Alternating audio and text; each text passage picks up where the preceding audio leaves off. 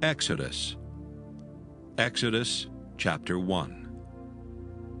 Now these are the names of the children of Israel which came into Egypt. Every man in his household came with Jacob: Reuben, Simeon, Levi, and Judah; Issachar, Zebulun, and Benjamin; Dan and Naphtali, Gad and Asher. And all the souls that came out of the loins of Jacob were 70 souls, for Joseph was in Egypt already. And Joseph died, and all his brethren, and all that generation. And the children of Israel were fruitful, and increased abundantly, and multiplied, and waxed exceedingly mighty, and the land was filled with them. Now there arose up a new king over Egypt, which knew not Joseph. And he said unto his people, Behold, the people of the children of Israel are more and mightier than we. Come on, let us deal wisely with them, lest they multiply, and it come to pass that when there falleth out any war, they join also unto our enemies, and fight against us, and so get them up out of the land. Therefore they did set over them taskmasters to afflict them with their burdens, and they built for Pharaoh treasure cities, Pithom and Raamses. But the more they afflicted them, the more they multiplied and grew, and they were grieved because of the children of Israel. And the Egyptians made the children of Israel to serve with rigor. And they made their lives bitter with hard bondage, in mortar and in brick, and in all manner of service in the field. All their service wherein they made them serve was with rigor. And the king of Egypt spake to the Hebrew midwives, of which the name of the one was Shiphrah, and the name of the other Puah. And he said, When ye do the office of a midwife to the Hebrew women, and see them upon the stools, if it be a son, then ye shall kill him. But if it be a daughter, then she shall live. But the midwives feared God, and did not as the king of Egypt commanded them, but saved the men-children alive. And the king of Egypt called for the midwives, and said unto them, Why have ye done this thing, and have saved the men-children alive? And the midwives said unto Pharaoh, Because the Hebrew women are not as the Egyptian women, for they are lively, and are delivered ere the midwives come in unto them. Therefore God dealt well with the midwives, and the people multiplied and waxed very mighty. And it came to pass, because the midwives feared God, that he made them houses. And Pharaoh charged all his people, saying, Every son that is born ye shall cast into the river, and every daughter ye shall save alive. Exodus chapter 2. And there went a man of the house of Levi, and took to wife a daughter of Levi. And the woman conceived and bare a son, and when she saw him that he was a goodly child, she hid him 3 months. And when she could not longer hide him, she took for him an ark of bulrushes, and daubed it with slime and with pitch, and put the child therein. And she laid it in the flags by the river's brink. And his sister stood afar off to wit what would be done to him. And the daughter of Pharaoh came down to wash herself at the river, and her maidens walked along by the river's side. And when she saw the ark among the flags, she sent her maid to fetch it. And when she had opened it, she saw the child, and behold, the babe wept.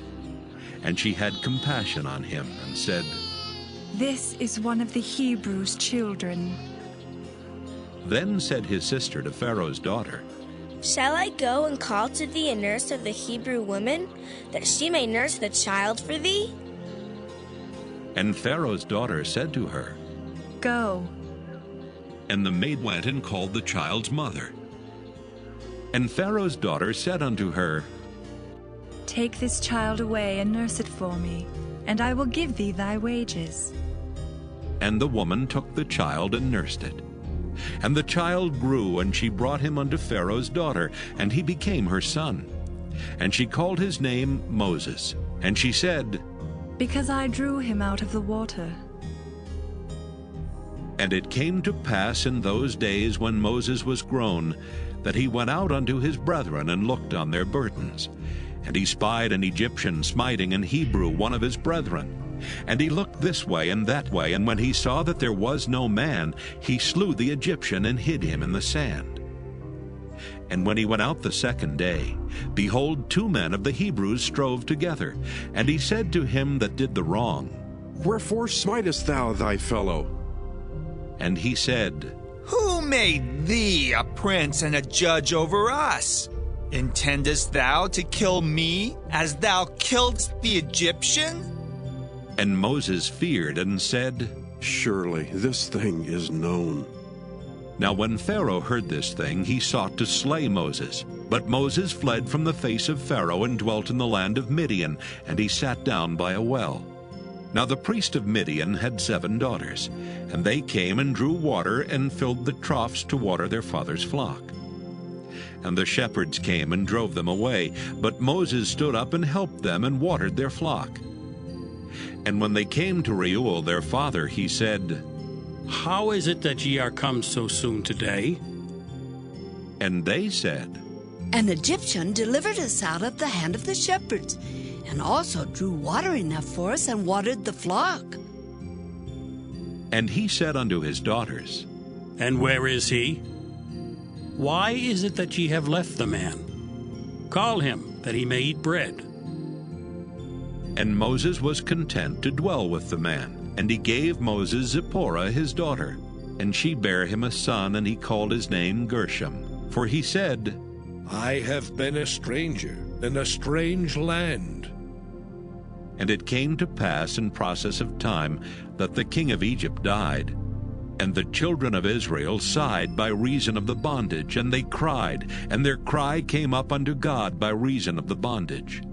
And God heard their groaning, and God remembered his covenant with Abraham, with Isaac, and with Jacob. And God looked upon the children of Israel, and God had respect unto them. Exodus chapter 3. Now Moses kept the flock of Jethro, his father-in-law, the priest of Midian, and he led the flock to the backside of the desert, and came to the mountain of God, even to Horeb. And the angel of the Lord appeared unto him in a flame of fire out of the midst of a bush.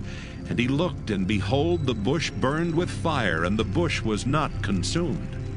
And Moses said, I will now turn aside and see this great sight, why the bush is not burnt. And when the Lord saw that he turned aside to see, God called unto him out of the midst of the bush, and said, Moses, Moses. And he said, Here am I. And he said, Draw not nigh hither. Put off thy shoes from off thy feet, for the place whereon thou standest is holy ground. Moreover he said, I am the God of thy father, the God of Abraham, the God of Isaac, and the God of Jacob. And Moses hid his face, for he was afraid to look upon God. And the Lord said, I have surely seen the affliction of my people which are in Egypt, and have heard their cry by reason of their taskmasters, for I know their sorrows. And I am come down to deliver them out of the hand of the Egyptians, and to bring them up out of that land unto a good land and a large, unto a land flowing with milk and honey, unto the place of the Canaanites, and the Hittites, and the Amorites, and the Perizzites, and the Hivites, and the Jebusites. Now therefore, behold, the cry of the children of Israel is come unto me, and I have also seen the oppression wherewith the Egyptians oppress them. Come now therefore, and I will send thee unto Pharaoh, that thou mayest bring forth my people, the children of Israel, out of Egypt. And Moses said unto God, Who am I, that I should go unto Pharaoh, and that I should bring forth the children of Israel out of Egypt? And he said, Certainly I will be with thee, and this shall be a token unto thee that I have sent thee. When thou hast brought forth the people out of Egypt, ye shall serve God upon this mountain. And Moses said unto God, Behold, when I come unto the children of Israel, and shall say unto them, The God of your fathers hath sent me unto you, and they shall say to me, What is his name? What shall I say unto them? And God said unto Moses, I am that I am. And he said, Thus shalt thou say unto the children of Israel, I am hath sent me unto you. And God said moreover unto Moses, Thus shalt thou say unto the children of Israel, The Lord God of your fathers, the God of Abraham, the God of Isaac, and the God of Jacob hath sent me unto you. This is my name forever, and this is my memorial unto all generations. Go and gather the elders of Israel together, and say unto them, The Lord God of your fathers, the God of Abraham, of Isaac, and of Jacob, appeared unto me, saying, I have surely visited you, and seen that which is done to you in Egypt. And I have said, I will bring you up out of the affliction of Egypt unto the land of the Canaanites, and the Hittites, and the Amorites, and the Perizzites, and the Hivites, and the Jebusites, unto a land flowing with milk and honey. And they shall hearken to thy voice, and thou shalt come, thou and the elders of Israel, unto the king of Egypt. And ye shall say unto him, The Lord God of the Hebrews hath met with us. And now let us go, we beseech thee, 3 days' journey into the wilderness, that we may sacrifice to the Lord our God. And I am sure that the king of Egypt will not let you go, no, not by a mighty hand. And I will stretch out my hand and smite Egypt with all my wonders, which I will do in the midst thereof, and after that he will let you go. And I will give this people favor in the sight of the Egyptians, and it shall come to pass that when ye go, ye shall not go empty. But every woman shall borrow of her neighbor, and of her that sojourneth in her house, jewels of silver, and jewels of gold, and raiment. And ye shall put them upon your sons and upon your daughters, and ye shall spoil the Egyptians. Exodus chapter 4. And Moses answered and said, But behold, they will not believe me, nor hearken unto my voice, for they will say, The Lord hath not appeared unto thee. And the Lord said unto him, What is that in thine hand? And he said, A rod. And he said, Cast it on the ground. And he cast it on the ground, and it became a serpent, and Moses fled from before it. And the Lord said unto Moses, Put forth thine hand, and take it by the tail. And he put forth his hand, and caught it, and it became a rod in his hand, that they may believe that the Lord God of their fathers, the God of Abraham, the God of Isaac, and the God of Jacob hath appeared unto thee. And the Lord said furthermore unto him, Put now thine hand into thy bosom. And he put his hand into his bosom, and when he took it out, behold, his hand was leprous as snow. And he said, Put thine hand into thy bosom again. And he put his hand into his bosom again, and plucked it out of his bosom, and behold, it was turned again as his other flesh. And it shall come to pass, if they will not believe thee, neither hearken to the voice of the first sign, that they will believe the voice of the latter sign. And it shall come to pass, if they will not believe also these 2 signs, neither hearken unto thy voice, that thou shalt take of the water of the river, and pour it upon the dry land. And the water which thou takest out of the river shall become blood upon the dry land. And Moses said unto the Lord, O my Lord, I am not eloquent, neither heretofore nor since thou hast spoken unto thy servant, but I am slow of speech, and of a slow tongue. And the Lord said unto him, Who hath made man's mouth? Or who maketh the dumb, or deaf, or the seeing, or the blind? Have not I the Lord? Now therefore go, and I will be with thy mouth, and teach thee what thou shalt say. And he said, O my Lord, send, I pray thee, by the hand of him whom thou wilt send. And the anger of the Lord was kindled against Moses, and he said, Is not Aaron the Levite thy brother? I know that he can speak well. And also, behold, he cometh forth to meet thee. And when he seeth thee, he will be glad in his heart.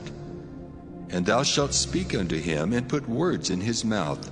And I will be with thy mouth, and with his mouth, and will teach you what ye shall do. And he shall be thy spokesman unto the people. And he shall be, even he shall be to thee instead of a mouth, and thou shalt be to him instead of God. And thou shalt take this rod in thine hand, wherewith thou shalt do signs. And Moses went and returned to Jethro his father-in-law, and said unto him, Let me go, I pray thee, and return unto my brethren which are in Egypt, and see whether they be yet alive. And Jethro said to Moses, Go in peace. And the Lord said unto Moses in Midian, Go, return into Egypt, for all the men are dead which sought thy life. And Moses took his wife and his sons, and set them upon an ass, and he returned to the land of Egypt. And Moses took the rod of God in his hand. And the Lord said unto Moses, When thou goest to return into Egypt, see that thou do all those wonders before Pharaoh which I put in thine hand. But I will harden his heart, that he shall not let the people go. And thou shalt say unto Pharaoh, Thus saith the Lord, Israel is my son, even my firstborn. And I say unto thee, Let my son go, that he may serve me. And if thou refuse to let him go, behold, I will slay thy son, even thy firstborn. And it came to pass by the way in the inn that the Lord met him, and sought to kill him. Then Zipporah took a sharp stone, and cut off the foreskin of her son, and cast it at his feet, and said, Surely a bloody husband art thou to me. So he let him go. Then she said, A bloody husband thou art, because of the circumcision. And the Lord said to Aaron, Go into the wilderness to meet Moses. And he went and met him in the mount of God, and kissed him. And Moses told Aaron all the words of the Lord who had sent him, and all the signs which he had commanded him. And Moses and Aaron went and gathered together all the elders of the children of Israel. And Aaron spake all the words which the Lord had spoken unto Moses, and did the signs in the sight of the people. And the people believed. And when they heard that the Lord had visited the children of Israel, and that he had looked upon their affliction, then they bowed their heads and worshipped. Exodus chapter 5. And afterward Moses and Aaron went in and told Pharaoh, Thus saith the Lord God of Israel, Let my people go, that they may hold a feast unto me in the wilderness. And Pharaoh said, Who is the Lord, that I should obey his voice to let Israel go? I know not the Lord, neither will I let Israel go. And they said, The God of the Hebrews hath met with us.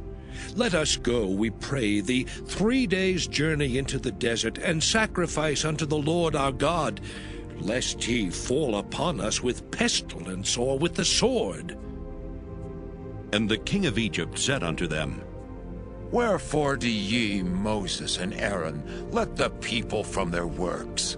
Get you unto your burdens. And Pharaoh said, Behold, the people of the land now are many, and ye make them rest from their burdens? And Pharaoh commanded the same day the taskmasters of the people and their officers, saying, Ye shall no more give the people straw to make brick, as heretofore. Let them go and gather straw for themselves, and the tale of the bricks which they did make heretofore ye shall lay upon them. Ye shall not diminish aught thereof. For they be idle. Therefore they cry, saying, Let us go and sacrifice to our God. Let their more work be laid upon the men, that they may labor therein, and let them not regard vain words. And the taskmasters of the people went out, and their officers, and they spake to the people, saying, Thus saith Pharaoh, I will not give you straw.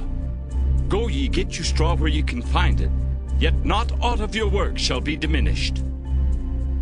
So the people were scattered abroad throughout all the land of Egypt to gather stubble instead of straw. And the taskmasters hasted them, saying, Fulfill your works, your daily tasks, as when there was straw.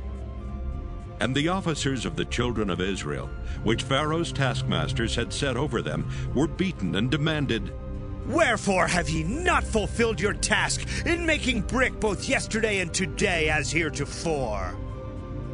Then the officers of the children of Israel came and cried unto Pharaoh, saying, Wherefore dealest thou thus with thy servants? There is no straw given unto thy servants, and they say to us, Make brick, and behold, thy servants are beaten. But the fault is in thine own people. But he said, Ye are idle, therefore ye say, Let us go and do sacrifice to the Lord. Go therefore now and work, for there shall no straw be given you, yet shall ye deliver the tale of bricks. And the officers of the children of Israel did see that they were in evil case, after it was said, Ye shall not minish aught from your bricks of your daily task.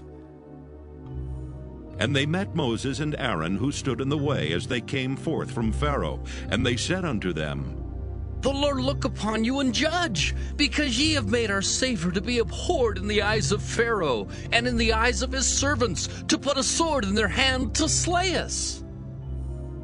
And Moses returned unto the Lord, and said, Lord, wherefore hast thou so evil entreated this people? Why is it that thou hast sent me?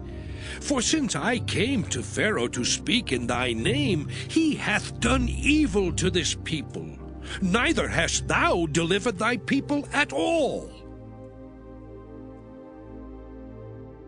Exodus chapter 6. Then the Lord said unto Moses, Now shalt thou see what I will do to Pharaoh. For with a strong hand shall he let them go, and with a strong hand shall he drive them out of his land. And God spake unto Moses, and said unto him, I am the Lord, and I appeared unto Abraham, unto Isaac, and unto Jacob by the name of God Almighty. But by my name Jehovah was I not known to them.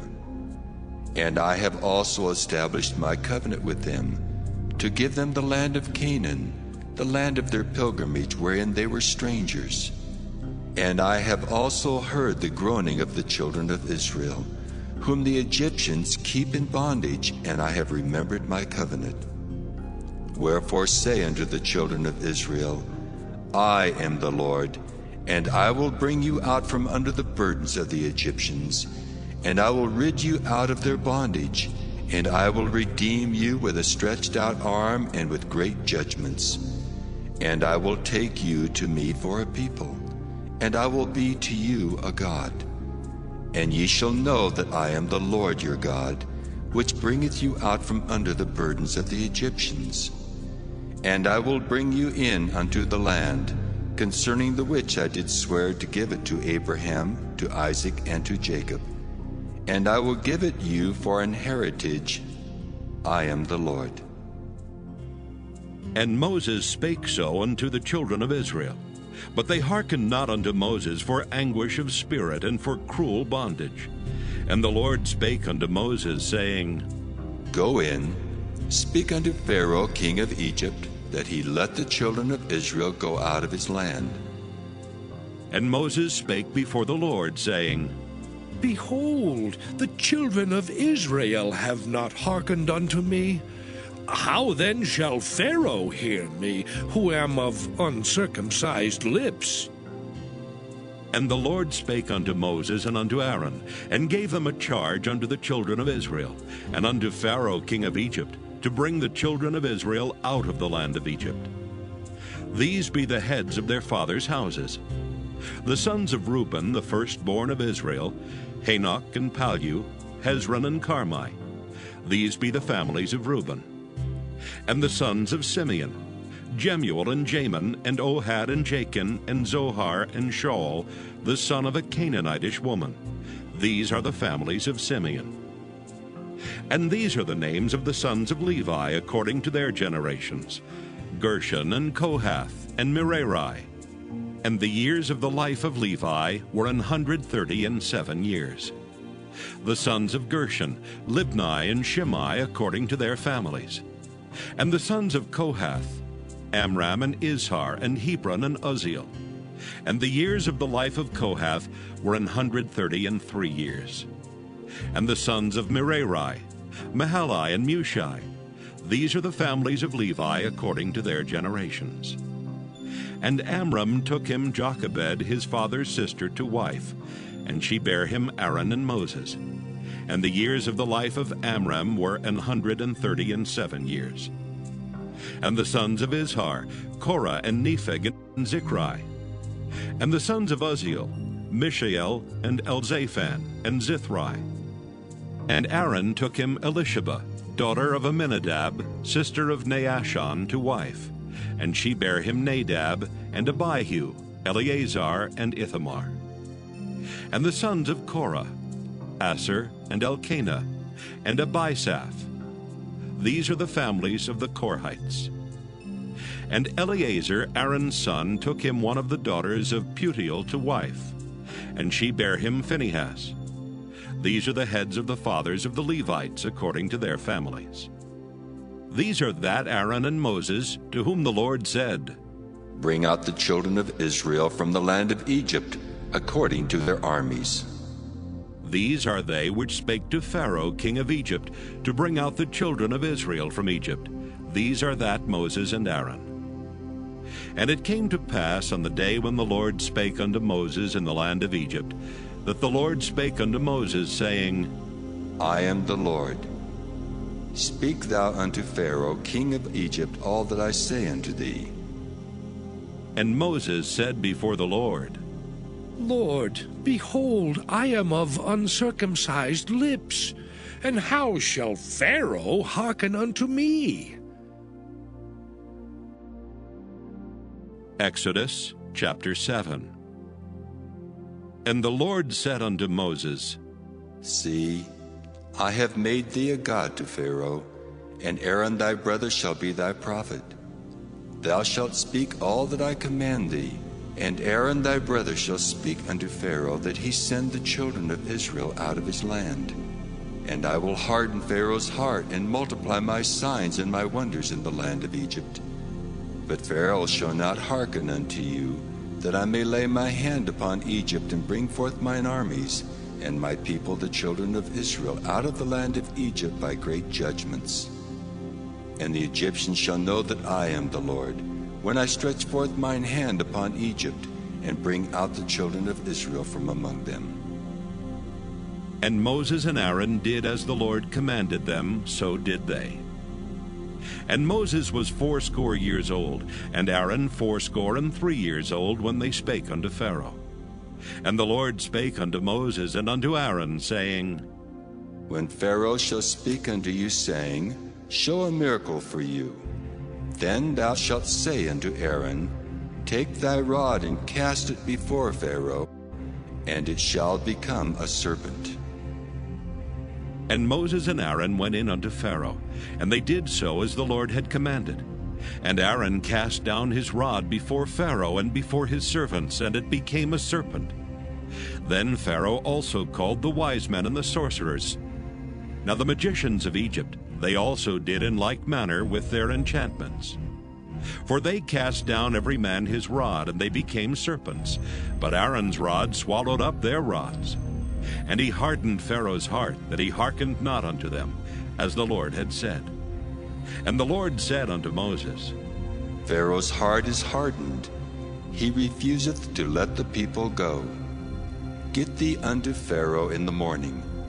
Lo, he goeth out unto the water, and thou shalt stand by the river's brink against he come.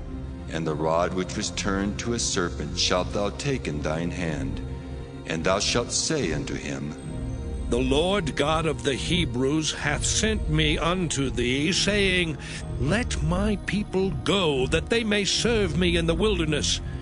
And behold, hitherto thou wouldst not hear. Thus saith the Lord, In this thou shalt know that I am the Lord. Behold, I will smite with the rod that is in mine hand upon the waters which are in the river, and they shall be turned to blood. And the fish that is in the river shall die, and the river shall stink, and the Egyptians shall loathe to drink of the water of the river. And the Lord spake unto Moses, Say unto Aaron, Take thy rod and stretch out thine hand upon the waters of Egypt, upon their streams, upon their rivers, and upon their ponds, and upon all their pools of water, that they may become blood, and that there may be blood throughout all the land of Egypt, both in vessels of wood and in vessels of stone. And Moses and Aaron did so as the Lord commanded. And he lifted up the rod and smote the waters that were in the river, in the sight of Pharaoh, and in the sight of his servants. And all the waters that were in the river were turned to blood. And the fish that was in the river died, and the river stank, and the Egyptians could not drink of the water of the river. And there was blood throughout all the land of Egypt. And the magicians of Egypt did so with their enchantments, and Pharaoh's heart was hardened, neither did he hearken unto them as the Lord had said. And Pharaoh turned and went into his house, neither did he set his heart to this also. And all the Egyptians digged round about the river for water to drink, for they could not drink of the water of the river. And 7 days were fulfilled after that the Lord had smitten the river. Exodus chapter 8. And the Lord spake unto Moses, Go unto Pharaoh, and say unto him, Thus saith the Lord, Let my people go, that they may serve me. And if thou refuse to let them go, behold, I will smite all thy borders with frogs, and the river shall bring forth frogs abundantly, which shall go up and come into thine house, and into thy bedchamber, and upon thy bed, and into the house of thy servants, and upon thy people, and into thine ovens, and into thy kneading troughs. And the frogs shall come up both on thee, and upon thy people, and upon all thy servants. And the Lord spake unto Moses, Say unto Aaron, Stretch forth thine hand with thy rod over the streams, over the rivers and over the ponds, and cause frogs to come up upon the land of Egypt. And Aaron stretched out his hand over the waters of Egypt, and the frogs came up and covered the land of Egypt. And the magicians did so with their enchantments, and brought up frogs upon the land of Egypt. Then Pharaoh called for Moses and Aaron, and said, Entreat the Lord that he may take away the frogs from me and from my people, and I will let the people go, that they may do sacrifice unto the Lord. And Moses said unto Pharaoh, glory over me. When shall I entreat for thee, and for thy servants, and for thy people, to destroy the frogs from thee and thy houses, that they may remain in the river only? And he said, Tomorrow. And he said, Be it according to thy word, that thou mayest know that there is none like unto the Lord our God. And the frogs shall depart from thee, and from thy houses, and from thy servants, and from thy people. They shall remain in the river only. And Moses and Aaron went out from Pharaoh. And Moses cried unto the Lord because of the frogs which he had brought against Pharaoh. And the Lord did according to the word of Moses, and the frogs died out of the houses, out of the villages, and out of the fields. And they gathered them together upon heaps, and the land stank. But when Pharaoh saw that there was respite, he hardened his heart, and hearkened not unto them, as the Lord had said. And the Lord said unto Moses, Say unto Aaron, Stretch out thy rod, and smite the dust of the land, that it may become lice throughout all the land of Egypt. And they did so. For Aaron stretched out his hand with his rod, and smote the dust of the earth, and it became lice in man and in beast. All the dust of the land became lice throughout all the land of Egypt. And the magicians did so with their enchantments to bring forth lice, but they could not. So there were lice upon man and upon beast. Then the magician said unto Pharaoh, This is the figure of God. And Pharaoh's heart was hardened, and he hearkened not unto them, as the Lord had said. And the Lord said unto Moses, Rise up early in the morning, and stand before Pharaoh. Lo, he cometh forth to the water, and say unto him, Thus saith the Lord, Let my people go, that they may serve me. Else, if thou wilt not let my people go, behold, I will send swarms of flies upon thee, and upon thy servants, and upon thy people, and into thy houses. And the houses of the Egyptians shall be full of swarms of flies, and also the ground whereon they are. And I will sever in that day the land of Goshen, in which my people dwell, that no swarms of flies shall be there. To the end thou mayest know that I am the Lord in the midst of the earth. And I will put a division between my people and thy people. Tomorrow shall this sign be. And the Lord did so. And there came a grievous swarm of flies into the house of Pharaoh, and into his servants' houses, and into all the land of Egypt. The land was corrupted by reason of the swarm of flies. And Pharaoh called for Moses and for Aaron, and said, Go ye, sacrifice to your God in the land. And Moses said, It is not meet so to do, for we shall sacrifice the abomination of the Egyptians to the Lord our God. Lo, shall we sacrifice the abomination of the Egyptians before their eyes, and will they not stone us? We will go 3 days' journey into the wilderness, and sacrifice to the Lord our God, as he shall command us. And Pharaoh said, I will let you go, that ye may sacrifice to the Lord your God in the wilderness. Only ye shall not go very far away. Entreat for me. And Moses said, Behold, I go out from thee, and I will entreat the Lord that the swarms of flies may depart from Pharaoh, from his servants, and from his people tomorrow. But let not Pharaoh deal deceitfully any more in not letting the people go to sacrifice to the Lord.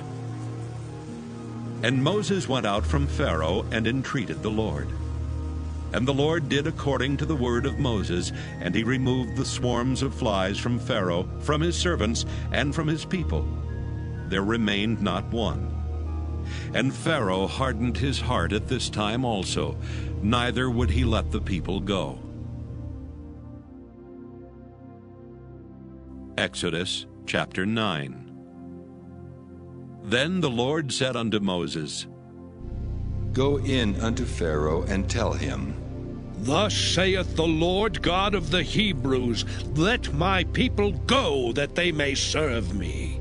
For if thou refuse to let them go, and wilt hold them still, behold, the hand of the Lord is upon thy cattle which is in the field, upon the horses, upon the asses, upon the camels, upon the oxen, and upon the sheep. There shall be a very grievous murrain. And the Lord shall sever between the cattle of Israel and the cattle of Egypt, and there shall nothing die of all that is the children's of Israel. And the Lord appointed a set time, saying, Tomorrow the Lord shall do this thing in the land. And the Lord did that thing on the morrow, and all the cattle of Egypt died. But of the cattle of the children of Israel died not one. And Pharaoh sent, and behold, there was not one of the cattle of the Israelites dead. And the heart of Pharaoh was hardened, and he did not let the people go. And the Lord said unto Moses and unto Aaron, Take to you handfuls of ashes of the furnace, and let Moses sprinkle it toward the heaven in the sight of Pharaoh. And it shall become small dust in all the land of Egypt, and shall be a boil breaking forth with blains upon man and upon beast throughout all the land of Egypt. And they took ashes of the furnace and stood before Pharaoh. And Moses sprinkled it up toward heaven, and it became a boil breaking forth with blains upon man and upon beast. And the magicians could not stand before Moses because of the boils, for the boil was upon the magicians and upon all the Egyptians. And the Lord hardened the heart of Pharaoh, and he hearkened not unto them, as the Lord had spoken unto Moses. And the Lord said unto Moses, Rise up early in the morning, and stand before Pharaoh, and say unto him, Thus saith the Lord God of the Hebrews, Let my people go, that they may serve me. For I will at this time send all my plagues upon thine heart, and upon thy servants, and upon thy people, that thou mayest know that there is none like me in all the earth.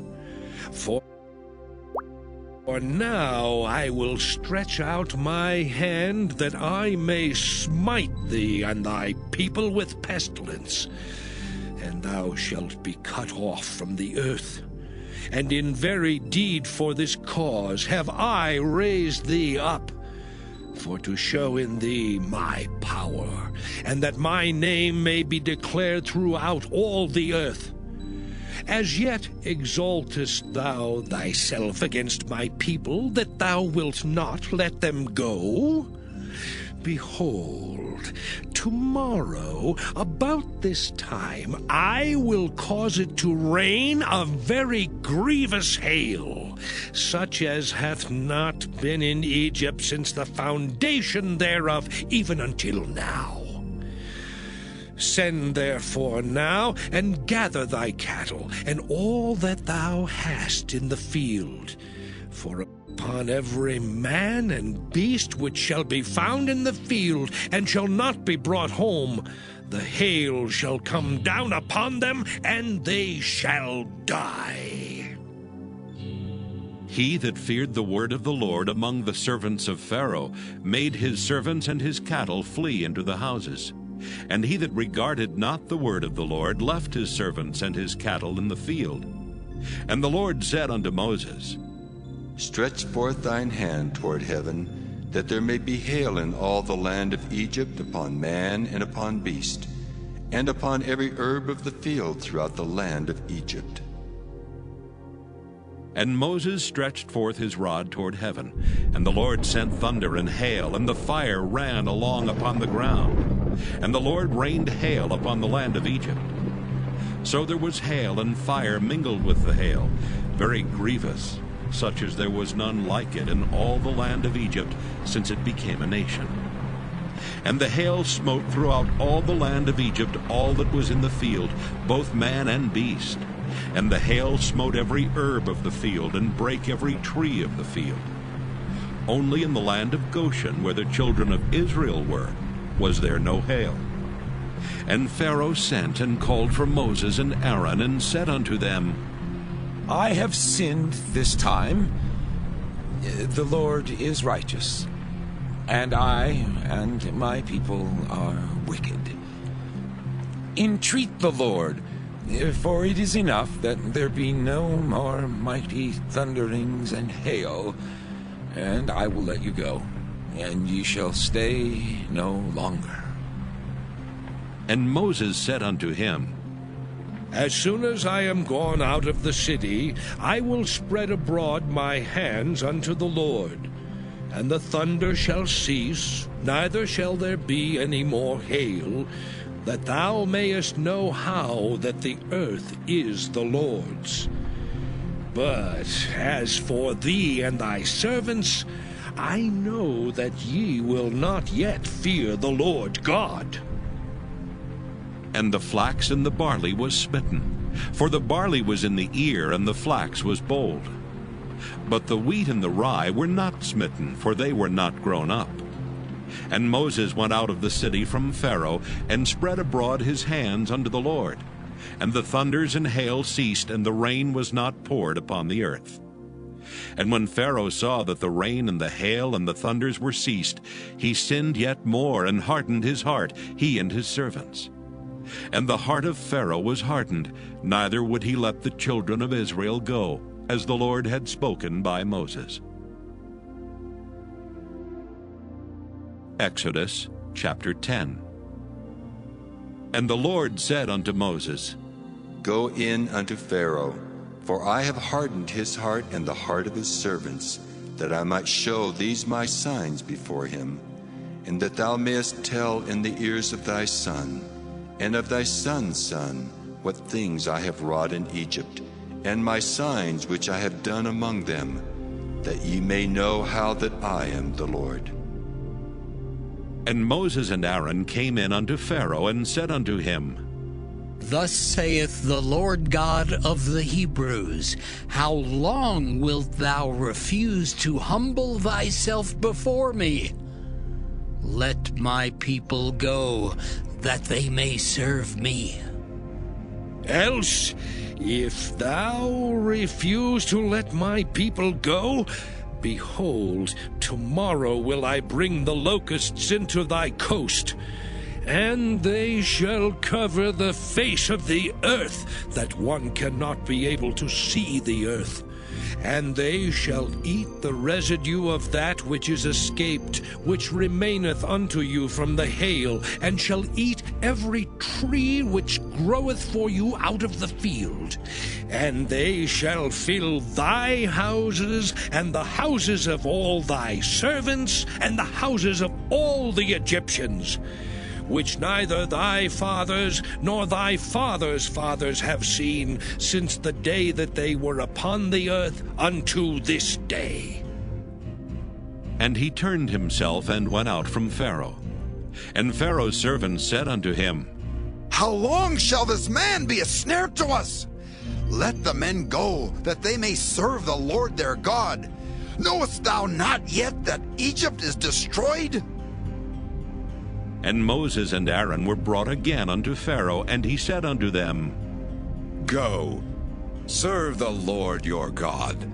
But who are they that shall go?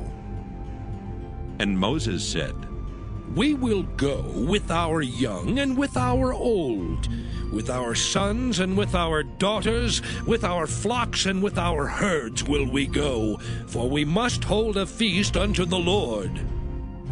And he said unto them, Let the Lord be so with you, as I will let you go. And your little ones, look to it, for evil is before you. Not so. Go now, ye that are men, and serve the Lord, for that ye did desire. And they were driven out from Pharaoh's presence. And the Lord said unto Moses, Stretch out thine hand over the land of Egypt, for the locusts, that they may come up upon the land of Egypt and eat every herb of the land, even all that the hail hath left. And Moses stretched forth his rod over the land of Egypt, and the Lord brought an east wind upon the land all that day and all that night. And when it was morning, the east wind brought the locusts. And the locusts went up over all the land of Egypt, and rested in all the coasts of Egypt. Very grievous were they. Before them there were no such locusts as they, neither after them shall be such. For they covered the face of the whole earth, so that the land was darkened. And they did eat every herb of the land, and all the fruit of the trees which the hail had left. And there remained not any green thing in the trees, or in the herbs of the field, through all the land of Egypt. Then Pharaoh called for Moses and Aaron in haste, and he said, I have sinned against the Lord your God and against you. Now therefore forgive, I pray thee, my sin only this once, and entreat the Lord your God that he may take away from me this death only. And he went out from Pharaoh and entreated the Lord. And the Lord turned a mighty strong west wind, which took away the locusts and cast them into the Red Sea. There remained not one locust in all the coasts of Egypt. But the Lord hardened Pharaoh's heart, so that he would not let the children of Israel go. And the Lord said unto Moses, Stretch out thine hand toward heaven, that there may be darkness over the land of Egypt, even darkness which may be felt. And Moses stretched forth his hand toward heaven, and there was a thick darkness in all the land of Egypt 3 days. They saw not one another, neither rose any from his place for 3 days. But all the children of Israel had light in their dwellings. And Pharaoh called unto Moses and said, Go ye, serve the Lord, only let your flocks and your herds be stayed. Let your little ones also go with you. And Moses said, Thou must give us also sacrifices and burnt offerings, that we may sacrifice unto the Lord our God. Our cattle also shall go with us. There shall not an hoof be left behind. For thereof must we take to serve the Lord our God. And we know not with what we must serve the Lord until we come thither. But the Lord hardened Pharaoh's heart, and he would not let them go. And Pharaoh said unto him, Get thee from me! Take heed to thyself, see my face no more, for in that day thou seest my face, thou shalt die. And Moses said, Thou hast spoken well. I will see thy face again no more. Exodus chapter 11. And the Lord said unto Moses, Yet will I bring one plague more upon Pharaoh and upon Egypt. Afterwards he will let you go hence. When he shall let you go, he shall surely thrust you out hence altogether. Speak now in the ears of the people, and let every man borrow of his neighbor, and every woman of her neighbor, jewels of silver and jewels of gold. And the Lord gave the people favor in the sight of the Egyptians. Moreover, the man Moses was very great in the land of Egypt, in the sight of Pharaoh's servants, and in the sight of the people. And Moses said, Thus saith the Lord, About midnight will I go out into the midst of Egypt, and all the firstborn in the land of Egypt shall die, from the firstborn of Pharaoh that sitteth upon his throne, even unto the firstborn of the maidservant that is behind the mill, and all the firstborn of beasts. And there shall be a great cry throughout all the land of Egypt, such as there was none like it, nor shall be like it any more. But against any of the children of Israel shall not a dog move his tongue, against man or beast, that that ye may know how that the Lord doth put a difference between the Egyptians and Israel. And all these thy servants shall come down unto me, and bow down themselves unto me, saying, Get thee out, and all the people that follow thee. And after that I will go out. And he went out from Pharaoh in a great anger. And the Lord said unto Moses, Pharaoh shall not hearken unto you, that my wonders may be multiplied in the land of Egypt.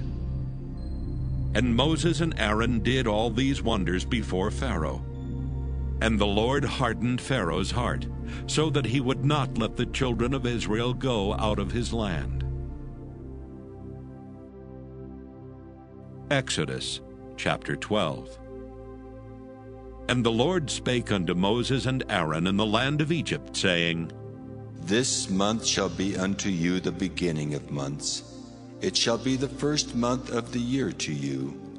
Speak ye unto all the congregation of Israel, saying, In the 10th day of this month they shall take to them every man a lamb, according to the house of their fathers, a lamb for an house. And if the household be too little for the lamb, let him and his neighbor next unto his house take it according to the number of the souls. Every man according to his eating shall make your count for the lamb. Your lamb shall be without blemish, a male of the first year. Ye shall take it out from the sheep or from the goats, and ye shall keep it up until the 14th day of the same month.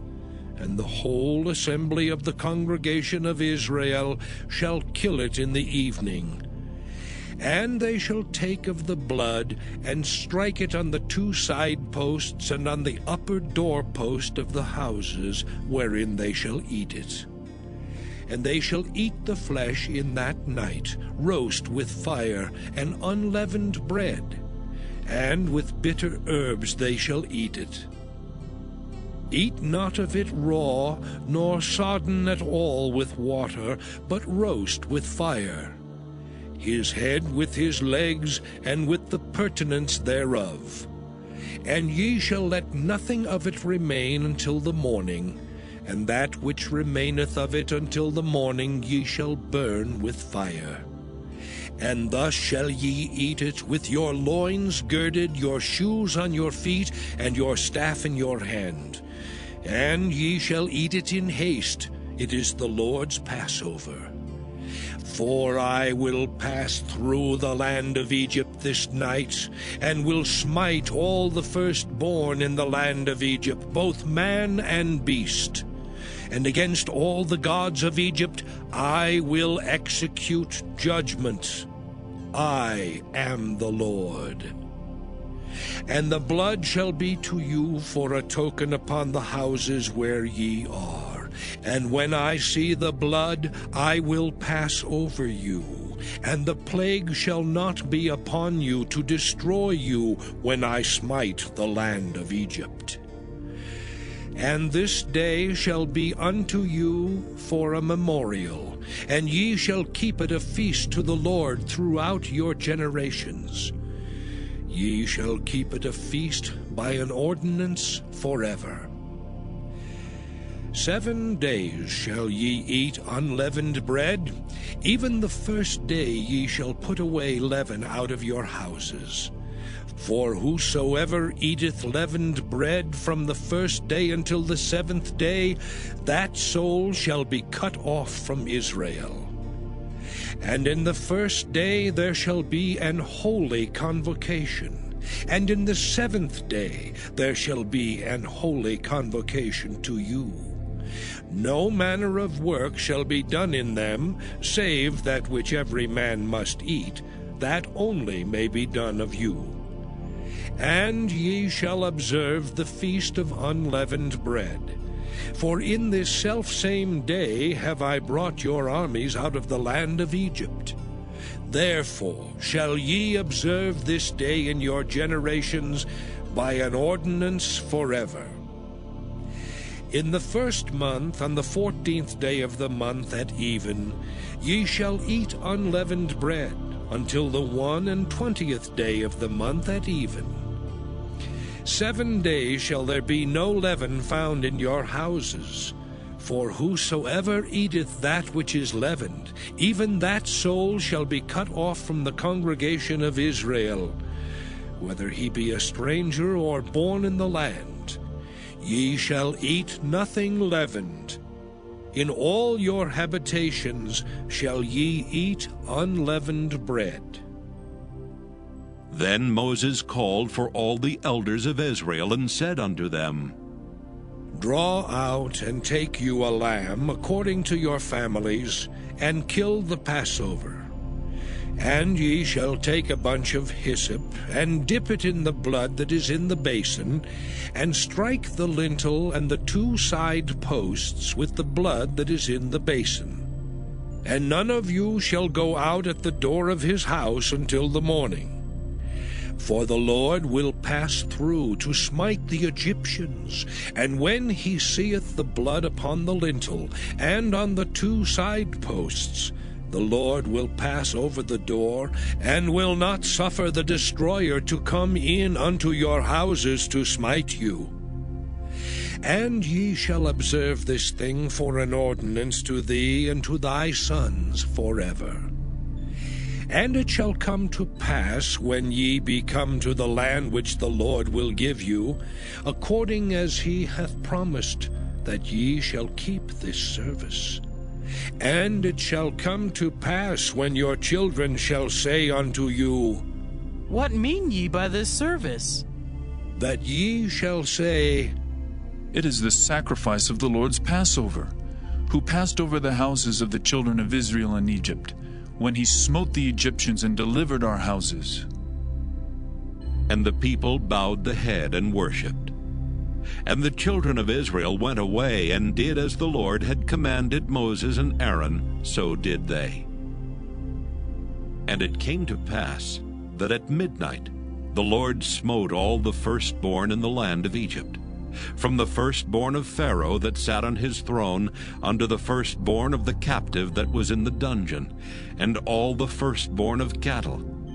And Pharaoh rose up in the night, he and all his servants and all the Egyptians. And there was a great cry in Egypt, for there was not a house where there was not one dead. And he called for Moses and Aaron by night, and said, Rise up, and get you forth from among my people, both ye and the children of Israel, and go, serve the Lord as ye have said. Also take your flocks and your herds as ye have said, and be gone. And bless me also. And the Egyptians were urgent upon the people, that they might send them out of the land in haste, for they said, We be all dead men. And the people took their dough before it was leavened, their kneading troughs being bound up in their clothes upon their shoulders. And the children of Israel did according to the word of Moses. And they borrowed of the Egyptians jewels of silver and jewels of gold and raiment. And the Lord gave the people favor in the sight of the Egyptians, so that they lent unto them such things as they required, and they spoiled the Egyptians. And the children of Israel journeyed from Ramesses to Succoth, about 600,000 on foot that were men beside children. And a mixed multitude went up also with them, and flocks and herds, even very much cattle.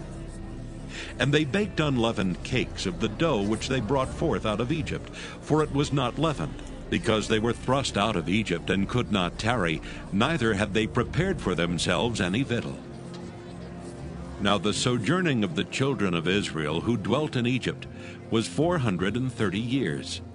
And it came to pass at the end of the 430 years, even the selfsame day it came to pass, that all the hosts of the Lord went out from the land of Egypt. It is a night to be much observed unto the Lord for bringing them out from the land of Egypt.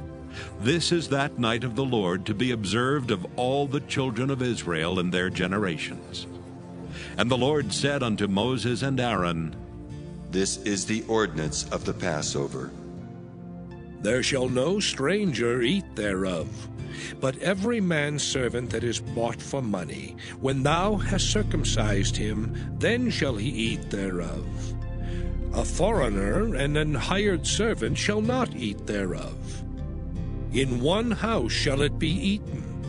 Thou shalt not carry forth aught of the flesh abroad out of the house, neither shall ye break a bone thereof. All the congregation of Israel shall keep it. And when a stranger shall sojourn with thee, and will keep the Passover to the Lord, let all his males be circumcised, and then let him come near and keep it. And he shall be as one that is born in the land, for no uncircumcised person shall eat thereof. One law shall be to him that is homeborn, and unto the stranger that sojourneth among you. Thus did all the children of Israel. As the Lord commanded Moses and Aaron, so did they. And it came to pass the selfsame day that the Lord did bring the children of Israel out of the land of Egypt by their armies. Exodus chapter 13. And the Lord spake unto Moses, saying, Sanctify unto me all the firstborn, whatsoever openeth the womb among the children of Israel, both of man and of beast, it is mine. And Moses said unto the people, Remember this day in which ye came out from Egypt, out of the house of bondage. For by strength of hand the Lord brought you out from this place. There shall no leavened bread be eaten. This day came ye out in the month Abib.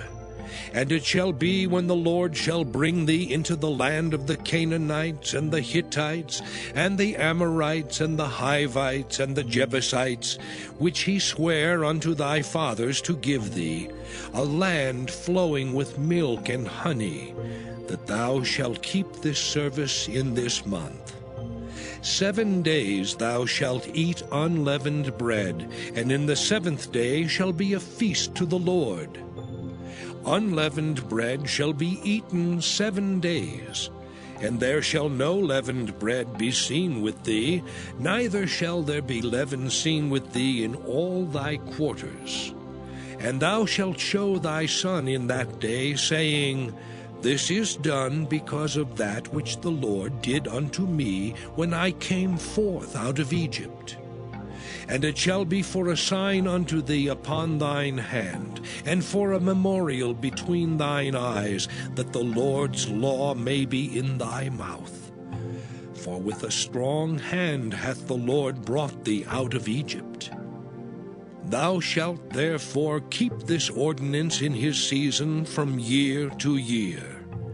And it shall be when the Lord shall bring thee into the land of the Canaanites, as he sware unto thee and to thy fathers, and shall give it thee, that thou shalt set apart unto the Lord all that openeth the matrix, and every firstling that cometh of a beast which thou hast, the males shall be the Lord's.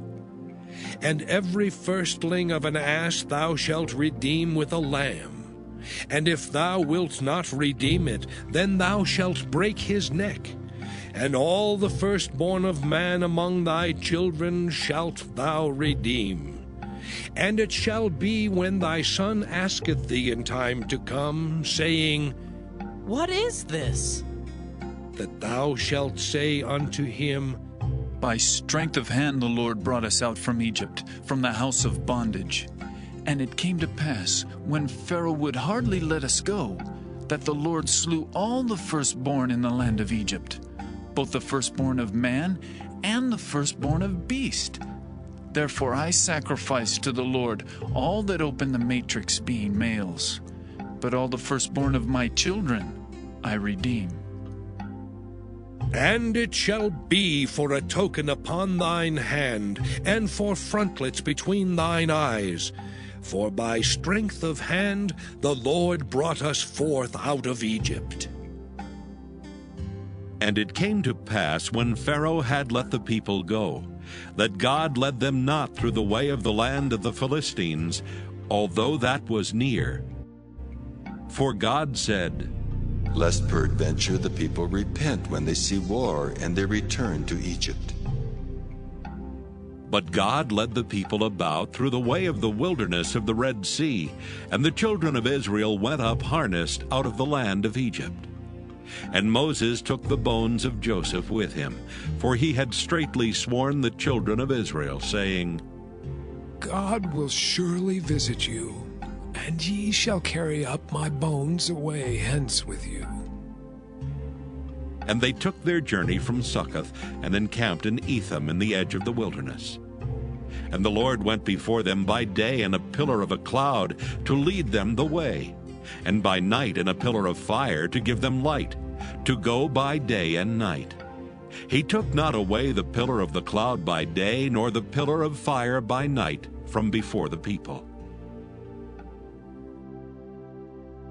Exodus chapter 14. And the Lord spake unto Moses, saying, Speak unto the children of Israel, that they turn and encamp before Pi-hahiroth, between Migdol and the sea, over against Baal-zephon. Before it shall ye encamp by the sea.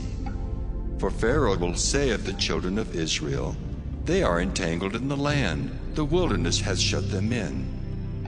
And I will harden Pharaoh's heart, that he shall follow after them.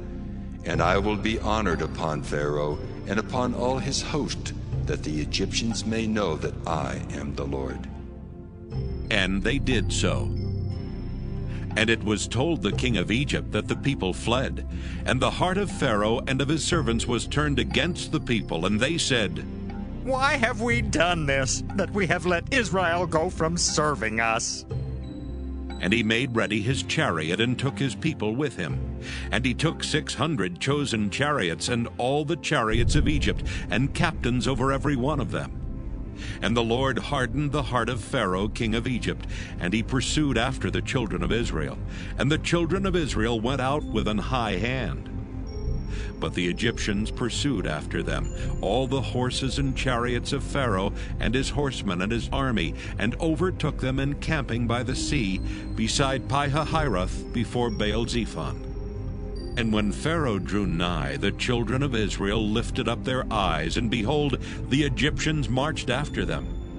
And they were sore afraid. And the children of Israel cried out unto the Lord. And they said unto Moses, Because there were no graves in Egypt, hast thou taken us away to die in the wilderness?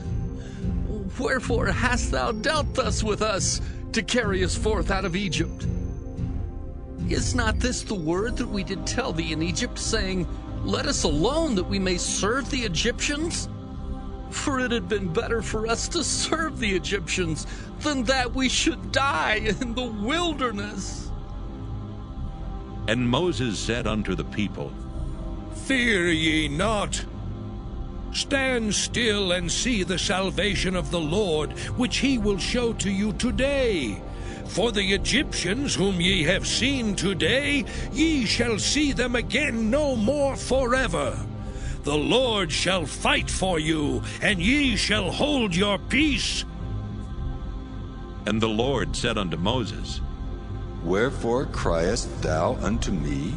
Speak unto the children of Israel, that they go forward. But lift thou up thy rod, and stretch out thine hand over the sea, and divide it. And the children of Israel shall go on dry ground through the midst of the sea. And I, behold, I will harden the hearts of the Egyptians, and they shall follow them. And I will get me honor upon Pharaoh, and upon all his host, upon his chariots, and upon his horsemen. And the Egyptians shall know that I am the Lord, when I have gotten me honor upon Pharaoh, upon his chariots, and upon his horsemen. And the angel of God, which went before the camp of Israel, removed and went behind them. And the pillar of the cloud went from before their face, and stood behind them. And it came between the camp of the Egyptians and the camp of Israel. And it was a cloud and darkness to them, but it gave light by night to these. so that the one came not near the other all the night. And Moses stretched out his hand over the sea, and the Lord caused the sea to go back by a strong east wind all that night, and made the sea dry land, and the waters were divided. And the children of Israel went into the midst of the sea upon the dry ground, and the waters were a wall unto them on their right hand and on their left.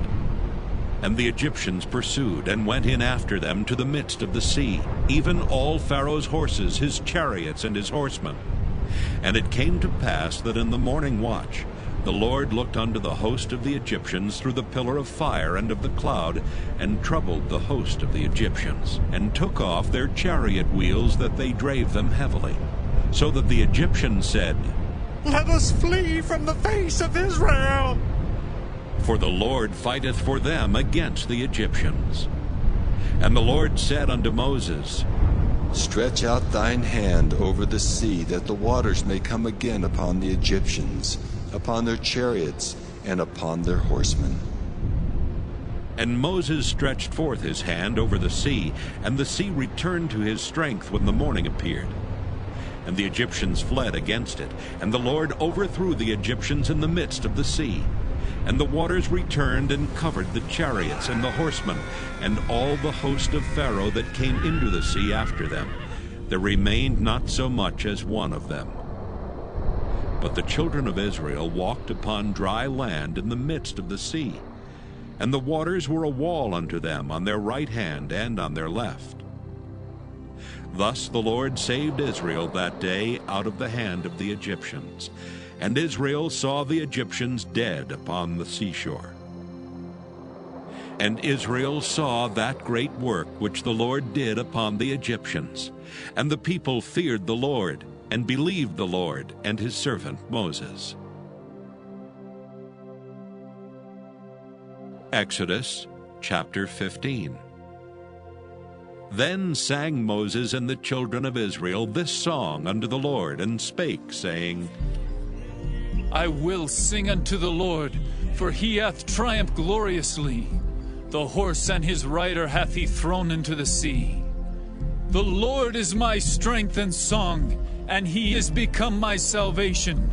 He is my God, and I will prepare him an habitation.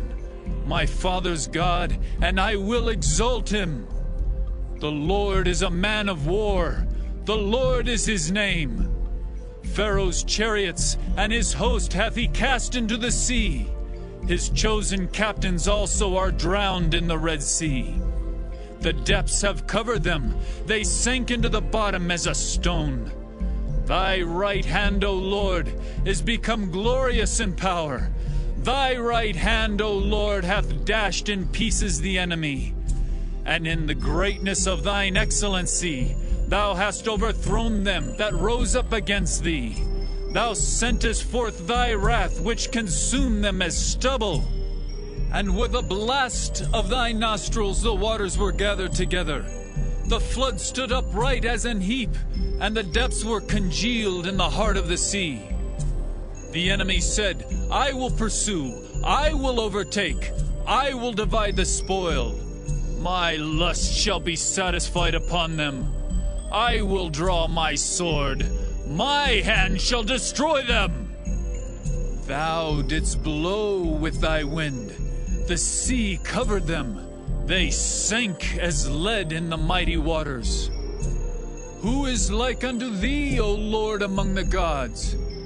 Who is like thee, glorious in holiness, fearful in praises, doing wonders? Thou stretchest out thy right hand. The earth swallowed them. Thou in thy mercy hast led forth the people which thou hast redeemed. Thou hast guided them in thy strength unto thy holy habitation. The people shall hear and be afraid. Sorrow shall take hold on the inhabitants of Palestina. Then the dukes of Edom shall be amazed. The mighty men of Moab, trembling, shall take hold upon them. All the inhabitants of Canaan shall melt away. Fear and dread shall fall upon them. By the greatness of thine arm, they shall be as still as a stone. Till thy people pass over, O Lord, till the people pass over which thou hast purchased. Thou shalt bring them in and plant them in the mountain of thine inheritance, in the place, O Lord, which thou hast made for thee to dwell in the sanctuary, O Lord, which thy hands have established. The Lord shall reign forever and ever. For the horse of Pharaoh went in with his chariots and with his horsemen into the sea, and the Lord brought again the waters of the sea upon them. But the children of Israel went on dry land in the midst of the sea. And Miriam the prophetess, the sister of Aaron, took a timbrel in her hand, and all the women went out after her with timbrels and with dances. And Miriam answered them, Sing ye to the Lord, for he hath triumphed gloriously. The horse and his rider hath he thrown into the sea. So Moses brought Israel from the Red Sea, and they went out into the wilderness of Shur.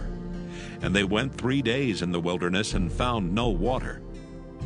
And when they came to Marah, they could not drink of the waters of Marah, for they were bitter. Therefore the name of it was called Marah. And the people murmured against Moses, saying, What shall we drink? And he cried unto the Lord. And the Lord showed him a tree, which when he had cast into the waters were made sweet. There he made for them a statute and an ordinance, and there he proved them, and said, If thou wilt diligently hearken to the voice of the Lord thy God, and wilt do that which is right in his sight, and wilt give ear to his commandments, and keep all his statutes, I will put none of these diseases upon thee, which I have brought upon the Egyptians. For I am the Lord that healeth thee. And they came to Elim, where were 12 wells of water, and 70 palm trees, and they encamped there by the waters. Exodus chapter 16. And they took their journey from Elim, and all the congregation of the children of Israel came unto the wilderness of Sin, which is between Elim and Sinai, on the 15th day of the 2nd month after their departing out of the land of Egypt. And the whole congregation of the children of Israel murmured against Moses and Aaron in the wilderness. And the children of Israel said unto them, Would to God we had died by the hand of the Lord in the land of Egypt, when we sat by the flesh pots, and when we did eat bread to the full. For ye have brought us forth into this wilderness to kill this whole assembly with hunger. Then said the Lord unto Moses, Behold, I will rain bread from heaven for you, and the people shall go out and gather a certain rate every day, that I may prove them, whether they will walk in my law or no. And it shall come to pass that on the 6th day they shall prepare that which they bring in, and it shall be twice as much as they gather daily. And Moses and Aaron said unto all the children of Israel, At even then ye shall know that the Lord hath brought you out from the land of Egypt. And in the morning then ye shall see the glory of the Lord, for that he heareth your murmurings against the Lord. And what are we that ye murmur against us? And Moses said, This shall be when the Lord shall give you in the evening flesh to eat, and in the morning bread to the full. For that the Lord heareth your murmurings which ye murmur against him. And what are we? Your murmurings are not against us, but against the Lord. And Moses spake unto Aaron, Say unto all the congregation of the children of Israel, Come near before the Lord, for he hath heard your murmurings. And it came to pass, as Aaron spake unto the whole congregation of the children of Israel, that they looked toward the wilderness, and behold, the glory of the Lord appeared in the cloud. And the Lord spake unto Moses, saying, I have heard the murmurings of the children of Israel. Speak unto them, saying, At even ye shall eat flesh, and in the morning ye shall be filled with bread, and ye shall know that I am the Lord your God. And it came to pass that at even the quails came up and covered the camp, and in the morning the dew lay round about the host. And when the dew that lay was gone up, behold, upon the face of the wilderness there lay a small round thing, as small as the hoarfrost on the ground. And when the children of Israel saw it, they said one to another, It is manna. For they wist not what it was. And Moses said unto them, This is the bread which the Lord hath given you to eat. This is the thing which the Lord hath commanded. Gather of it every man according to his eating, an omer for every man according to the number of your persons. Take ye every man for them which are in his tents. And the children of Israel did so, and gathered, some more, some less. And when they did meet it with an omer, he that gathered much had nothing over, and he that gathered little had no lack. They gathered every man according to his eating. And Moses said, Let no man leave of it till the morning.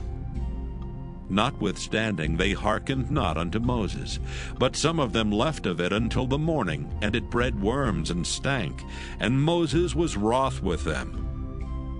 And they gathered it every morning, every man according to his eating, and when the sun waxed hot, it melted. And it came to pass that on the 6th day they gathered twice as much bread, 2 omers for one man. And all the rulers of the congregation came and told Moses. And he said unto them, This is that which the Lord hath said. Tomorrow is the rest of the holy Sabbath unto the Lord. Bake that which ye will bake today, and seethe that ye will seethe. And that which remaineth over lay up for you to be kept until the morning. And they laid it up till the morning as Moses bade, and it did not stink, neither was there any worm therein. And Moses said, Eat that today, for today is a Sabbath unto the Lord. Today ye shall not find it in the field. 6 days ye shall gather it, but on the 7th day, which is the Sabbath, in it there shall be none. And it came to pass that there went out some of the people on the 7th day for to gather, and they found none.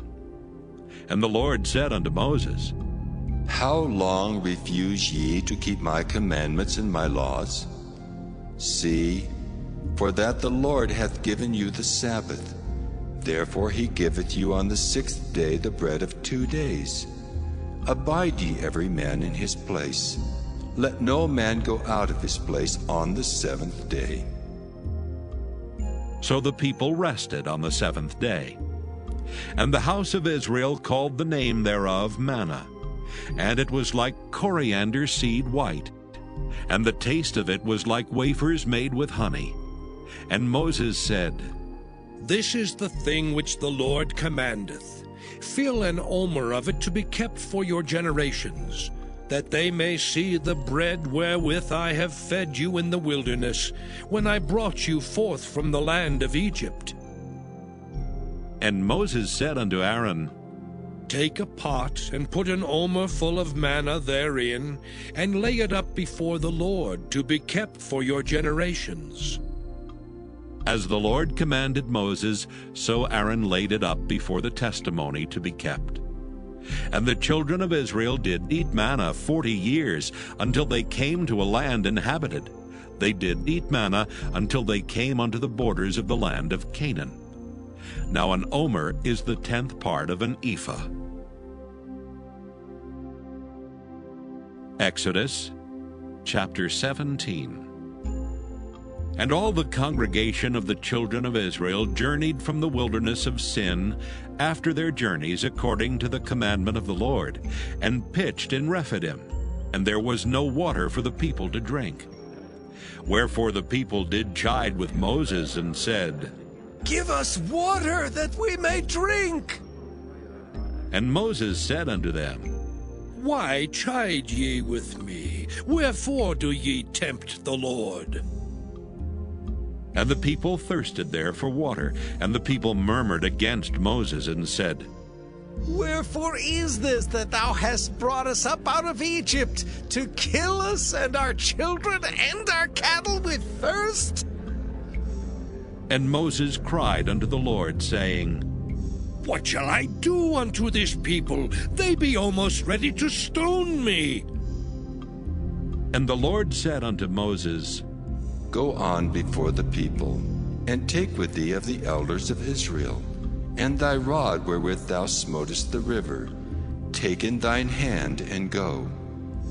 Behold, I will stand before thee there upon the rock in Horeb. And thou shalt smite the rock, and there shall come water out of it, that the people may drink. And Moses did so in the sight of the elders of Israel. And he called the name of the place Massah and Meribah, because of the chiding of the children of Israel, and because they tempted the Lord, saying, Is the Lord among us or not? Then came Amalek and fought with Israel in Rephidim. And Moses said unto Joshua, Choose us out men, and go out, fight with Amalek. Tomorrow I will stand on the top of the hill with the rod of God in mine hand.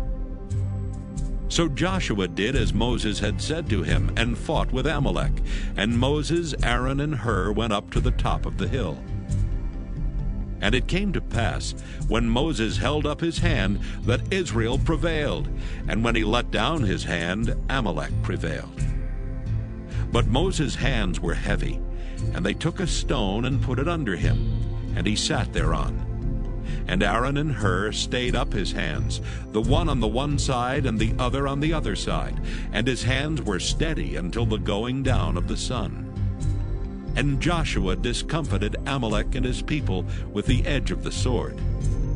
And the Lord said unto Moses, Write this for a memorial in a book, and rehearse it in the ears of Joshua.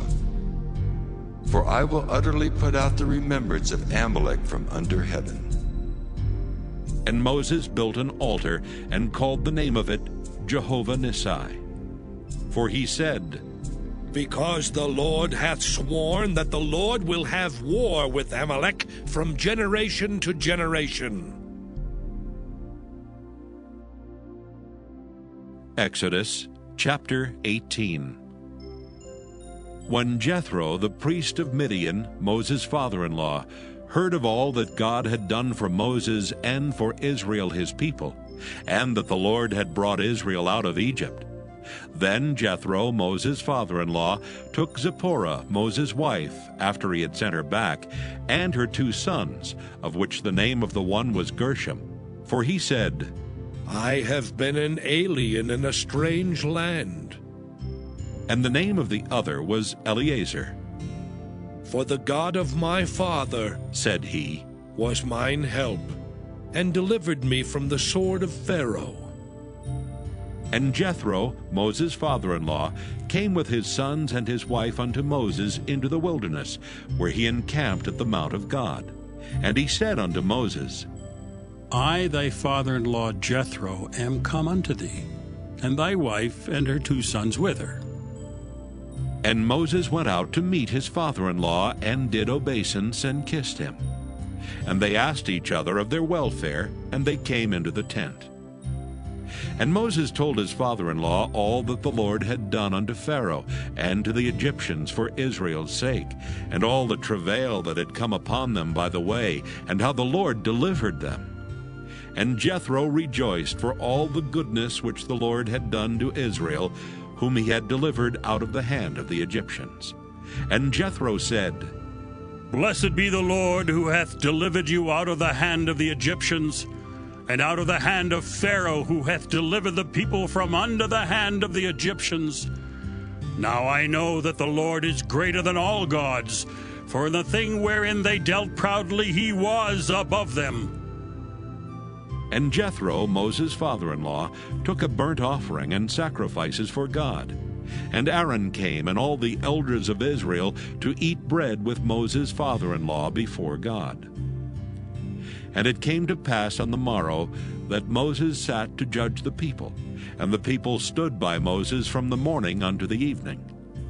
And when Moses' father-in-law saw all that he did to the people, he said, What is this thing that thou doest to the people? Why sittest thou thyself alone, and all the people stand by thee from morning until even? And Moses said unto his father-in-law, Because the people come unto me to inquire of God. When they have a matter, they come unto me, and I judge between one and another, and I do make them know the statutes of God and his laws. And Moses' father-in-law said unto him, The thing that thou doest is not good. Thou wilt surely wear away both thou and this people that is with thee. For this thing is too heavy for thee. Thou art not able to perform it thyself alone. Hearken now unto my voice. I will give thee counsel, and God shall be with thee. Be thou for the people to Godward, that thou mayest bring the causes unto God. And thou shalt teach them ordinances and laws, and shalt show them the way wherein they must walk, and the work that they must do.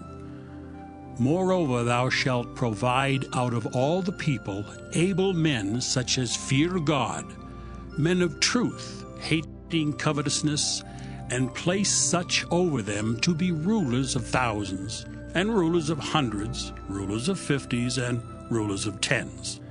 And let them judge the people at all seasons. And it shall be that every great matter they shall bring unto thee, but every small matter they shall judge. So shall it be easier for thyself, and they shall bear the burden with thee. If thou shalt do this thing, and God command thee so, then thou shalt be able to endure, and all this people shall also go to their place in peace. So Moses hearkened to the voice of his father-in-law, and did all that he had said. And Moses chose able men out of all Israel, and made them heads over the people, rulers of thousands, rulers of hundreds, rulers of 50s, and rulers of 10s. And they judged the people at all seasons. The hard causes they brought unto Moses, but every small matter they judged themselves. And Moses let his father-in-law depart, and he went his way into his own land. Exodus chapter 19. In the 3rd month, when the children of Israel were gone forth out of the land of Egypt, the same day came they into the wilderness of Sinai. For they were departed from Rephidim, and were come to the desert of Sinai, and had pitched in the wilderness. And there Israel camped before the mount. And Moses went up unto God, and the Lord called unto him out of the mountain, saying, Thus shalt thou say to the house of Jacob, and tell the children of Israel, Ye have seen what I did unto the Egyptians, and how I bare you on eagle's wings, and brought you unto myself. Now therefore, if ye will obey my voice indeed, and keep my covenant, then ye shall be a peculiar treasure unto me above all people, for all the earth is mine. And ye shall be unto me a kingdom of priests, and an holy nation. These are the words which thou shalt speak unto the children of Israel. And Moses came and called for the elders of the people, and laid before their faces all these words which the Lord commanded him. And all the people answered together and said, All that the Lord hath spoken, we will do. And Moses returned the words of the people unto the Lord. And the Lord said unto Moses, Lo, I come unto thee in a thick cloud, that the people may hear when I speak with thee, and believe thee forever. And Moses told the words of the people unto the Lord. And the Lord said unto Moses, Go unto the people, and sanctify them today and tomorrow, and let them wash their clothes, and be ready against the third day. For the third day the Lord will come down in the sight of all the people upon Mount Sinai. And thou shalt set bounds unto the people round about, saying, Take heed to yourselves that ye go not up into the mount, or touch the border of it. Whosoever toucheth the mount shall be surely put to death. There shall not an hand touch it, but he shall surely be stoned or shot through. Whether it be beast or man, it shall not live. When the trumpet soundeth long, they shall come up to the mount. And Moses went down from the mount unto the people, and sanctified the people, and they washed their clothes. And he said unto the people, Be ready against the third day, come not at your wives. And it came to pass on the third day in the morning that there were thunders and lightnings, and a thick cloud upon the mount, and the voice of the trumpet exceeding loud, so that all the people that was in the camp trembled. And Moses brought forth the people out of the camp to meet with God, and they stood at the nether part of the mount. And Mount Sinai was altogether on a smoke, because the Lord descended upon it in fire. And the smoke thereof ascended as the smoke of a furnace, and the whole mount quaked greatly. And when the voice of the trumpet sounded long, and waxed louder and louder, Moses spake, and God answered him by a voice. And the Lord came down upon Mount Sinai on the top of the mount. And the Lord called Moses up to the top of the mount, and Moses went up. And the Lord said unto Moses, Go down, charge the people, lest they break through unto the Lord to gaze, and many of them perish. And let the priests also, which come near to the Lord, sanctify themselves, lest the Lord break forth upon them. And Moses said unto the Lord, The people cannot come up to Mount Sinai, for thou chargest us, saying, Set bounds about the mount, and sanctify it. And the Lord said unto him, Away, get thee down, and thou shalt come up, thou and Aaron with thee. But let not the priests and the people break through to come up unto the Lord, lest he break forth upon them. So Moses went down unto the people, and spake unto them. Exodus chapter 20. And God spake all these words, saying, I am the Lord thy God, which have brought thee out of the land of Egypt, out of the house of bondage. Thou shalt have no other gods before me. Thou shalt not make unto thee any graven image, or any likeness of anything that is in heaven above, or that is in the earth beneath, or that is in the water under the earth. Thou shalt not bow down thyself to them, nor serve them. For I, the Lord thy God, am a jealous God, visiting the iniquity of the fathers upon the children unto the third and fourth generation of them that hate me, and showing mercy unto thousands of them that love me and keep my commandments. Thou shalt not take the name of the Lord thy God in vain, for the Lord will not hold him guiltless that taketh his name in vain. Remember the Sabbath day to keep it holy. 6 days shalt thou labor and do all thy work, but the seventh day is the Sabbath of the Lord thy God. In it thou shalt not do any work, thou, nor thy son, nor thy daughter, thy manservant, nor thy maidservant, nor thy cattle, nor thy stranger that is within thy gates. For in 6 days the Lord made heaven and earth, the sea, and all that in them is, and rested the seventh day. Wherefore the Lord blessed the Sabbath day, and hallowed it. Honor thy father and thy mother, that thy days may be long upon the land which the Lord thy God giveth thee.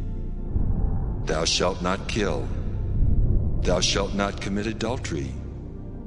Thou shalt not steal. Thou shalt not bear false witness against thy neighbor. Thou shalt not covet thy neighbor's house. Thou shalt not covet thy neighbor's wife, nor his manservant, nor his maidservant, nor his ox, nor his ass, nor anything that is thy neighbor's. And all the people saw the thunderings and the lightnings and the noise of the trumpet and the mountain smoking. And when the people saw it, they removed and stood afar off. And they said unto Moses, Speak thou with us, and we will hear, but let not God speak with us, lest we die. And Moses said unto the people, Fear not, for God is come to prove you, and that his fear may be before your faces, that ye sin not. And the people stood afar off, and Moses drew near unto the thick darkness where God was. And the Lord said unto Moses, Thus thou shalt say unto the children of Israel, Ye have seen that I have talked with you from heaven. Ye shall not make with me gods of silver, neither shall ye make unto you gods of gold. An altar of earth thou shalt make unto me, and shalt sacrifice thereon thy burnt offerings, and thy peace offerings, thy sheep and thine oxen. In all places where I record my name, I will come unto thee, and I will bless thee. And if thou wilt make me an altar of stone, thou shalt not build it of hewn stone. For if thou lift up thy tool upon it, thou hast polluted it. Neither shalt thou go up by steps unto mine altar, that thy nakedness be not discovered thereon. Exodus chapter 21. Now these are the judgments which thou shalt set before them. If thou buy an Hebrew servant, 6 years he shall serve, and in the 7th he shall go out free for nothing. If he came in by himself, he shall go out by himself. If he were married, then his wife shall go out with him. If his master have given him a wife, and she have borne him sons or daughters, the wife and her children shall be her master's, and he shall go out by himself. And if the servant shall plainly say, I love my master, my wife and my children, I will not go out free, then his master shall bring him unto the judges. He shall also bring him to the door, or unto the door post. And his master shall bore his ear through with an awl, and he shall serve him forever.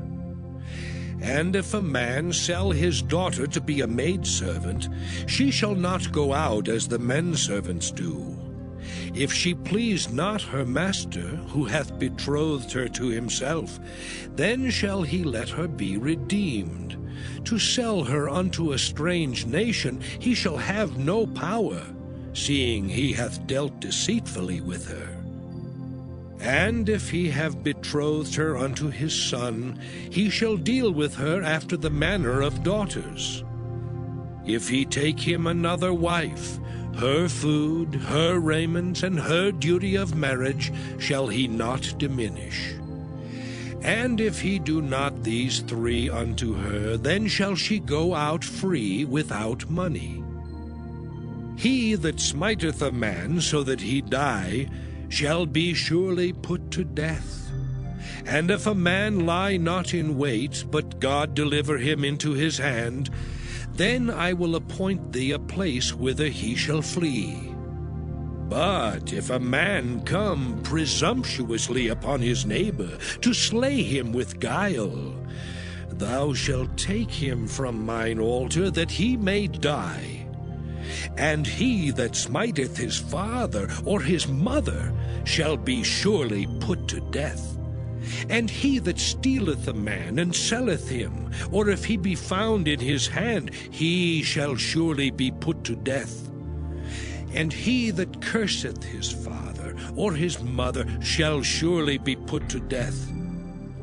And if men strive together, and one smite another with a stone, or with his fist, and he die not, but keepeth his bed, if he rise again, and walk abroad upon his staff, then shall he that smote him be quit. Only he shall pay for the loss of his time, and shall cause him to be thoroughly healed. And if a man smite his servant or his maid with a rod, and he die under his hand, he shall be surely punished. Notwithstanding, if he continue a day or two, he shall not be punished, for he is his money. If men strive and hurt a woman with child, so that her fruit depart from her, and yet no mischief follow, he shall be surely punished according as the woman's husband will lay upon him, and he shall pay as the judges determine. And if any mischief follow, then thou shalt give life for life, eye for eye, tooth for tooth, hand for hand, foot for foot, burning for burning, wound for wound, stripe for stripe. And if a man smite the eye of his servant, or the eye of his maid, that it perish, he shall let him go free for his eye's sake. And if he smite out his manservant's tooth, or his maidservant's tooth, he shall let him go free for his tooth's sake. If an ox gore a man or a woman, that they die, then the ox shall be surely stoned, and his flesh shall not be eaten, but the owner of the ox shall be quit. But if the ox were wont to push with his horn in time past, and it hath been testified to his owner, and he hath not kept him in, but that he hath killed a man or a woman, the ox shall be stoned, and his owner also shall be put to death. If there be laid on him a sum of money, then he shall give for the ransom of his life whatsoever is laid upon him. Whether he have gored a son, or have gored a daughter, according to this judgment shall it be done unto him. If the ox shall push a manservant or a maidservant, he shall give unto their master 30 shekels of silver, and the ox shall be stoned. And if a man shall open a pit, or if a man shall dig a pit and not cover it, and an ox or an ass fall therein, the owner of the pit shall make it good, and give money unto the owner of them, and the dead beast shall be his. And if one man's ox hurt another's, that he die, then they shall sell the live ox, and divide the money of it, and the dead ox also they shall divide. Or if it be known that the ox hath used to push in time past, and his owner hath not kept him in, he shall surely pay ox for ox, and the dead shall be his own. Exodus chapter 22. If a man shall steal an ox or a sheep, and kill it or sell it, he shall restore 5 oxen for an ox, and 4 sheep for a sheep. If a thief be found breaking up, and be smitten that he die, there shall no blood be shed for him.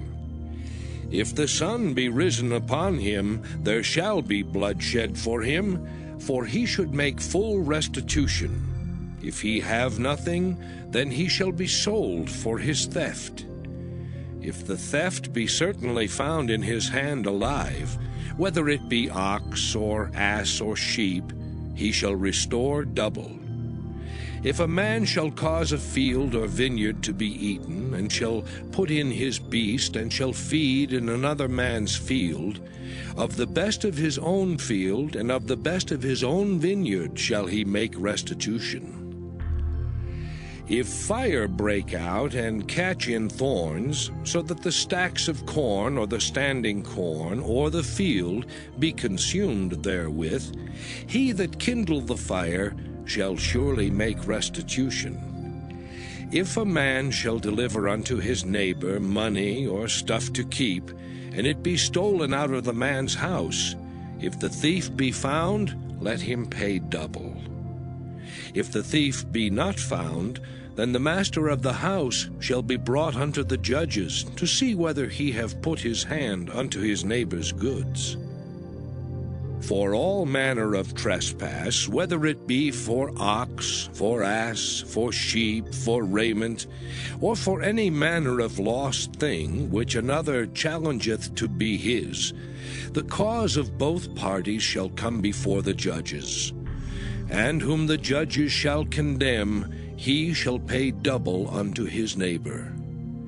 If a man deliver unto his neighbor an ass, or an ox, or a sheep, or any beast to keep, and it die, or be hurt, or driven away, no man seeing it, then shall an oath of the Lord be between them both, that he hath not put his hand unto his neighbor's goods, and the owner of it shall accept thereof, and he shall not make it good. And if it be stolen from him, he shall make restitution unto the owner thereof. If it be torn in pieces, then let him bring it for witness, and he shall not make good that which was torn. And if a man borrow aught of his neighbor, and it be hurt or die, the owner thereof being not with it, he shall surely make it good. But if the owner thereof be with it, he shall not make it good. If it be an hired thing, it came for his hire. And if a man entice a maid that is not betrothed, and lie with her, he shall surely endow her to be his wife. If her father utterly refuse to give her unto him, he shall pay money according to the dowry of virgins. Thou shalt not suffer a witch to live. Whosoever lieth with a beast shall surely be put to death. He that sacrificeth unto any god save unto the Lord only, he shall be utterly destroyed. Thou shalt neither vex a stranger nor oppress him, for ye were strangers in the land of Egypt. Ye shall not afflict any widow or fatherless child.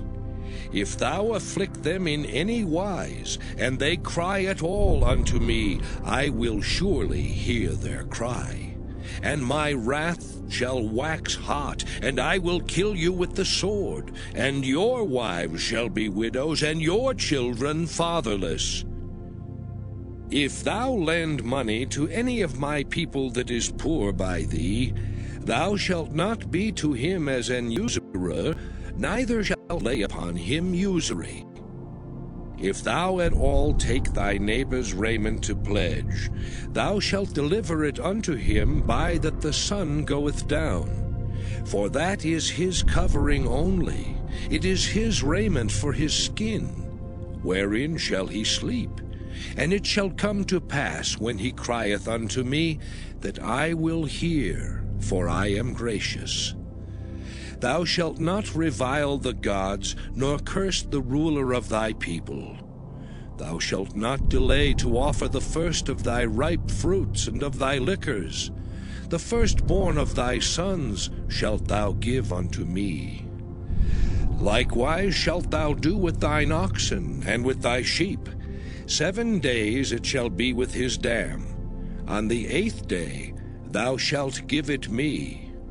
And ye shall be holy men unto me. Neither shall ye eat any flesh that is torn of beasts in the field. Ye shall cast it to the dogs. Exodus chapter 23. Thou shalt not raise a false report. Put not thine hand with the wicked to be an unrighteous witness.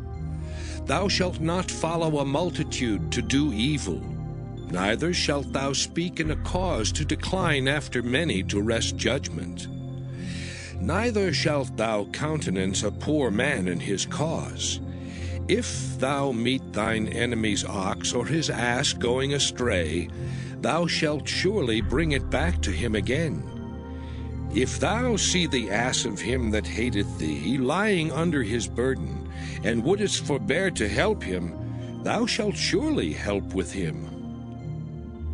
Thou shalt not wrest the judgment of thy poor in his cause.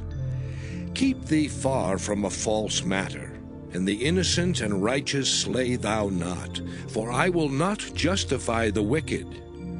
And thou shalt take no gift, for the gift blindeth the wise, and perverteth the words of the righteous. Also thou shalt not oppress a stranger, for ye know the heart of a stranger, seeing ye were strangers in the land of Egypt. And 6 years thou shalt sow thy land, and shalt gather in the fruits thereof. But the 7th year thou shalt let it rest and lie still, that the poor of thy people may eat, and what they leave the beasts of the field shall eat. In like manner thou shalt deal with thy vineyard and with thy oliveyard. 6 days thou shalt do thy work, and on the 7th day thou shalt rest, that thine ox and thine ass may rest, and the son of thy handmaid, and the stranger may be refreshed. And in all things that I have said unto you be circumspect, and make no mention of the name of other gods, neither let it be heard out of thy mouth. 3 times thou shalt keep a feast unto me in the year. Thou shalt keep the feast of unleavened bread. Thou shalt eat unleavened bread 7 days, as I commanded thee in the time appointed of the month Abib. For in it thou camest out from Egypt, and none shall appear before me empty. And the feast of harvest, the first fruits of thy labors, which thou hast sown in the field, and the feast of ingathering, which is in the end of the year, when thou hast gathered in thy labors out of the field. 3 times in the year all thy males shall appear before the Lord God. Thou shalt not offer the blood of my sacrifice with leavened bread, neither shall the fat of my sacrifice remain until the morning. The first of the firstfruits of thy land thou shalt bring into the house of the Lord thy God. Thou shalt not see the kid in his mother's milk.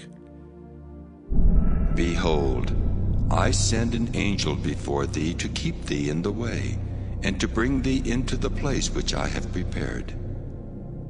Beware of him, and obey his voice. Provoke him not, for he will not pardon your transgressions, for my name is in him.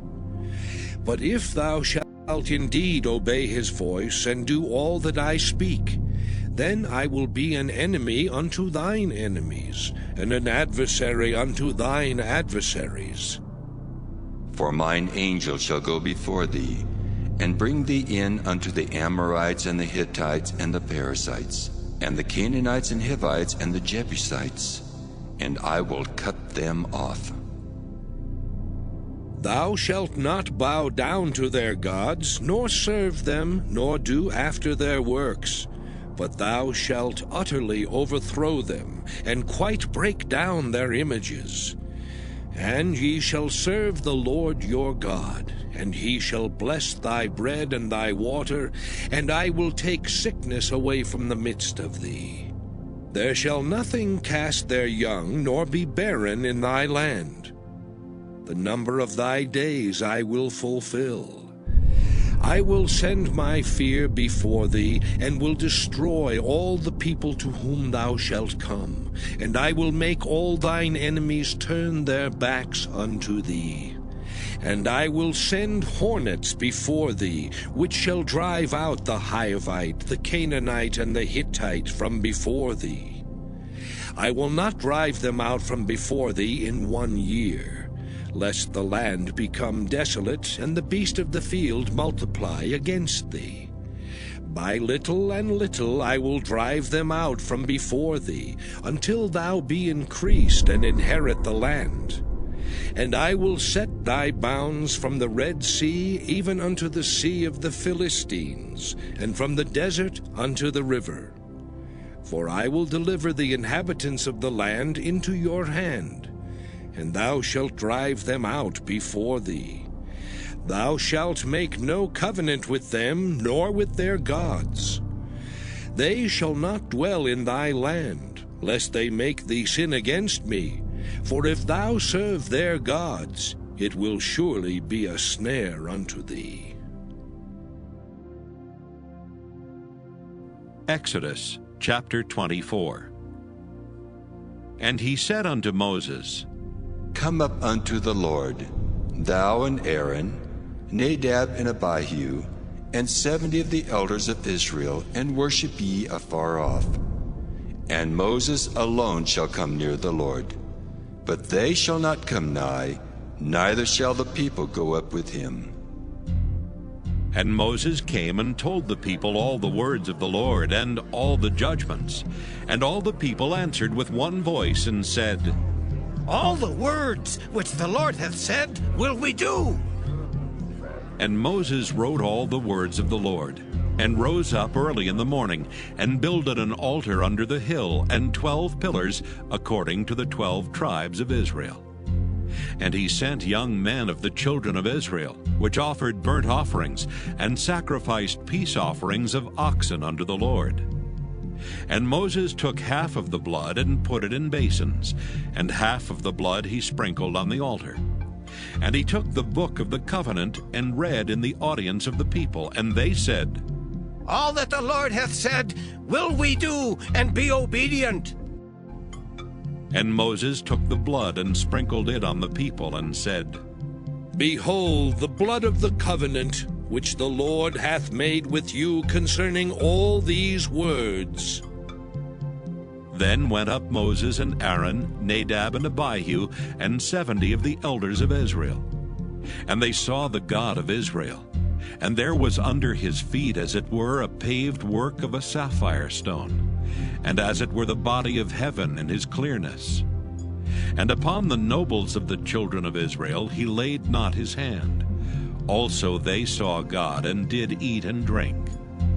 And the Lord said unto Moses, Come up to me into the mount, and be there, and I will give thee tables of stone, and a law and commandments which I have written, that thou mayest teach them.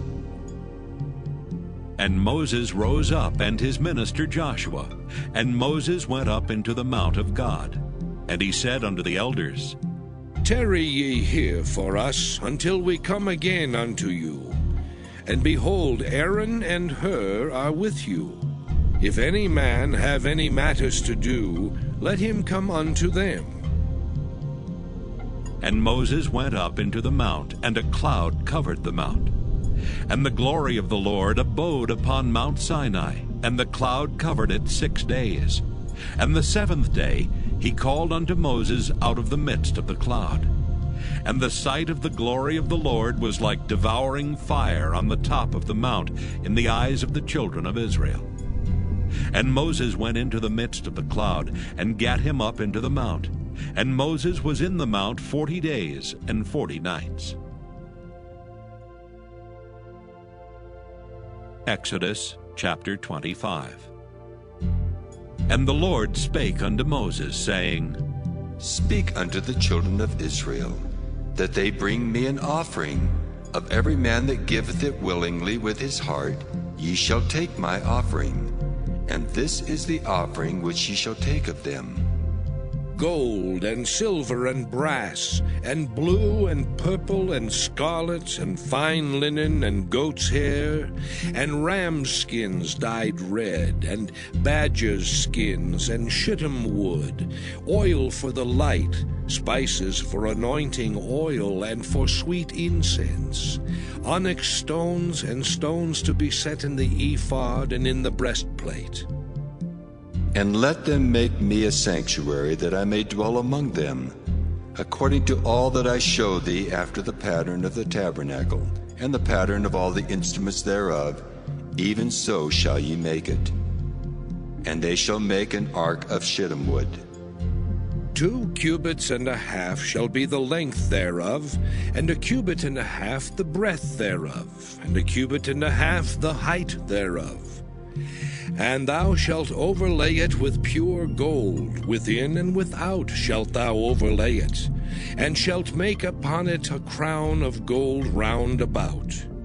And thou shalt cast 4 rings of gold for it, and put them in the 4 corners thereof, and 2 rings shall be in the one side of it, and 2 rings in the other side of it.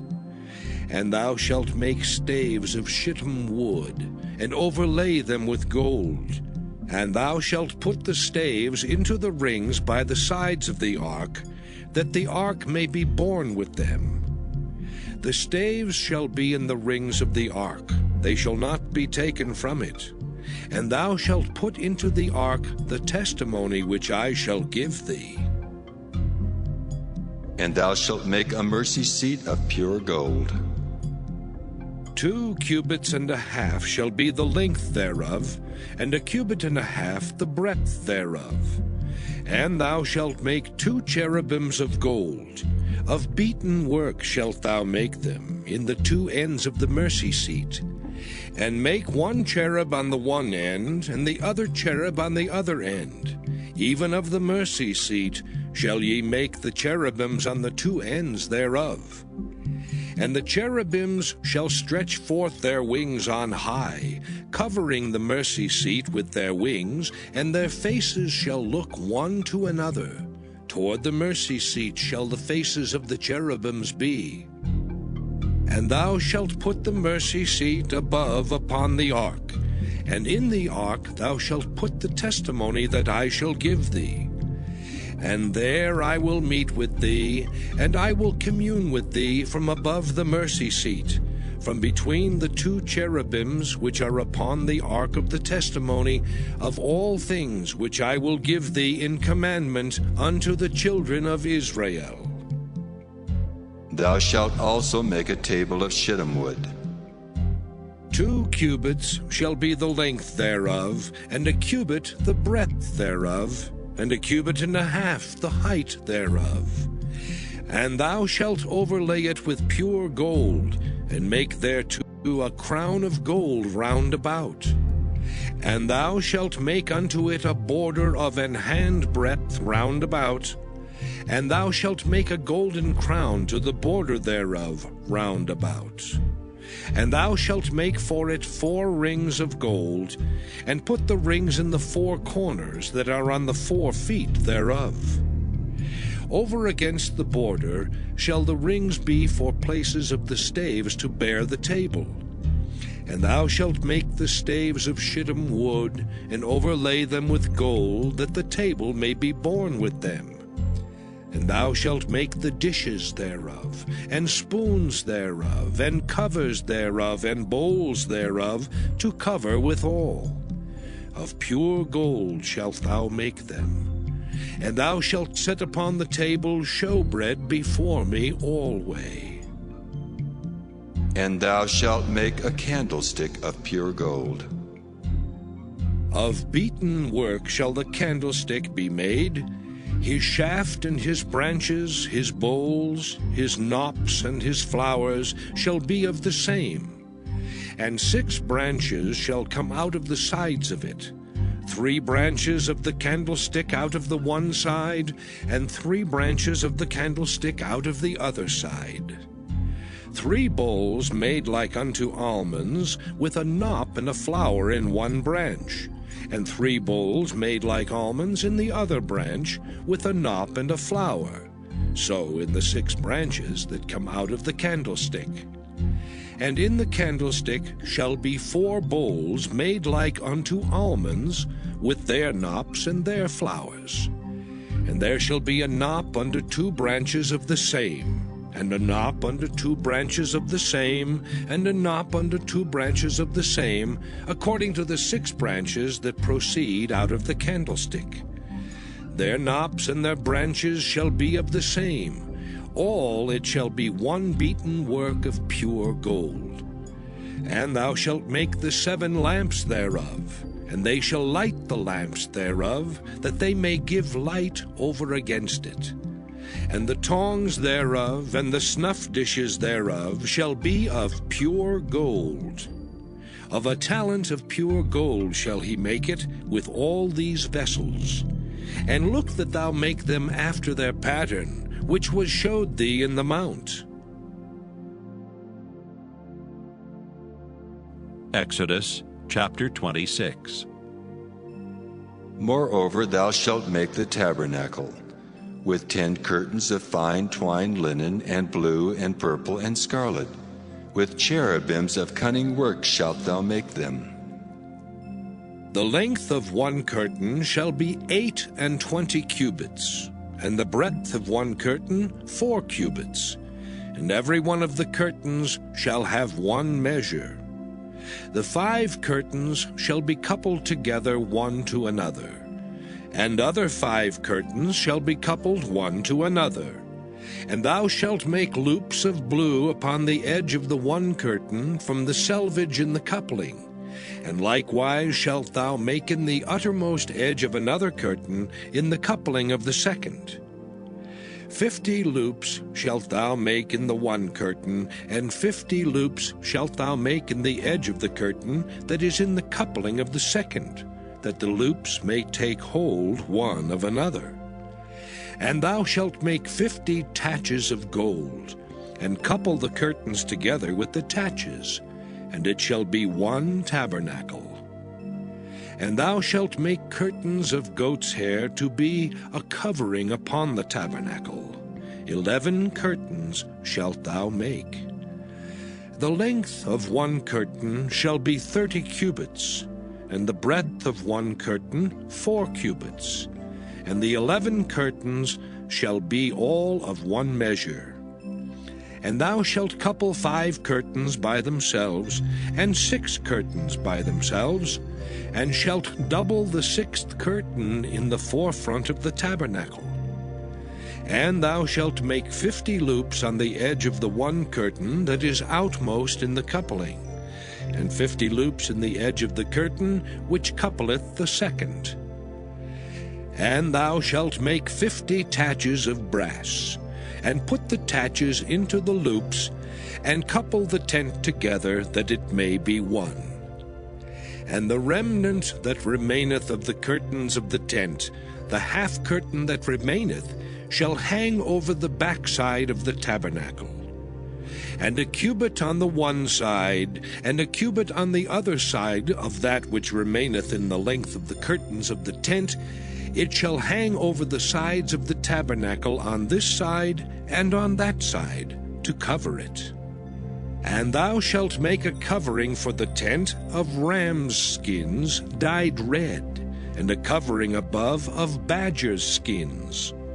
And thou shalt make boards for the tabernacle of shittim wood standing up. 10 cubits shall be the length of a board, and a cubit and a half shall be the breadth of one board.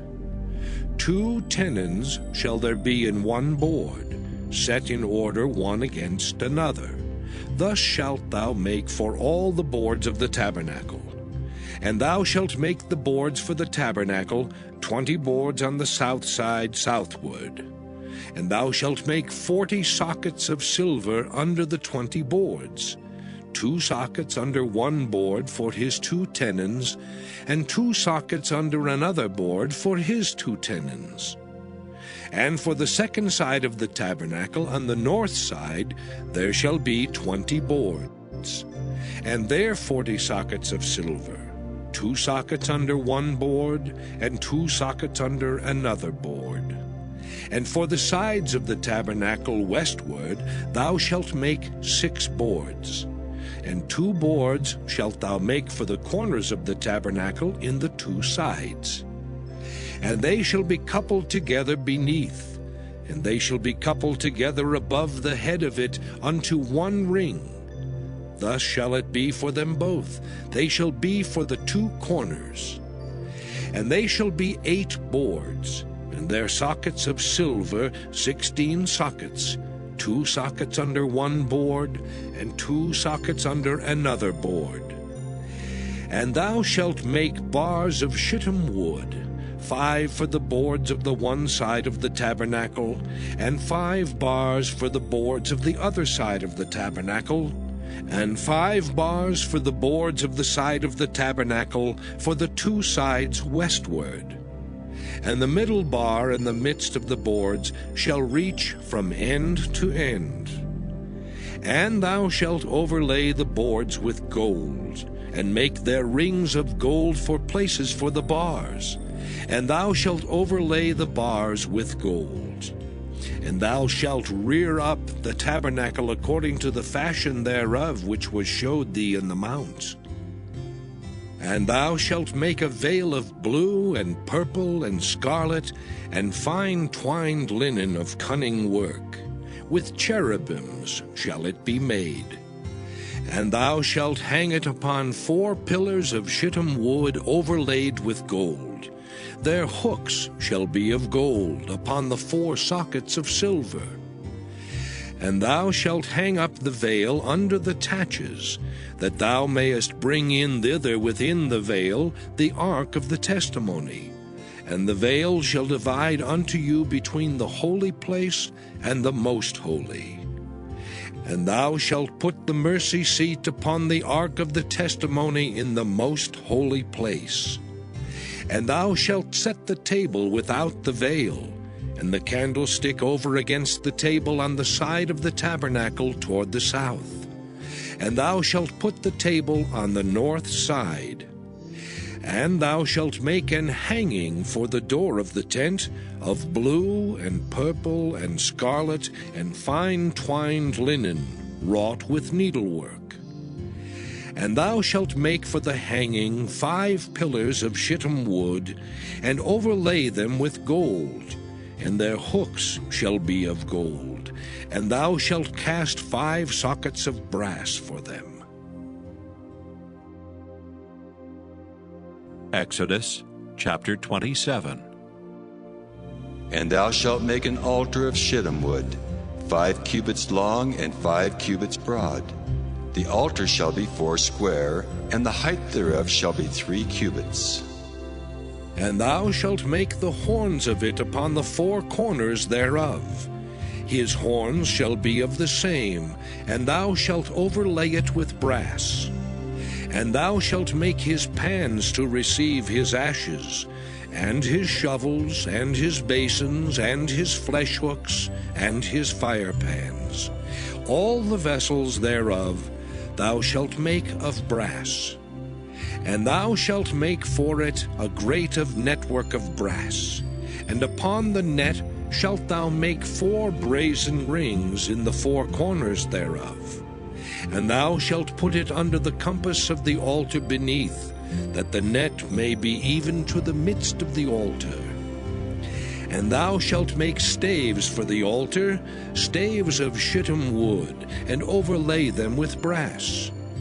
And the staves shall be put into the rings, and the staves shall be upon the 2 sides of the altar, to bear it.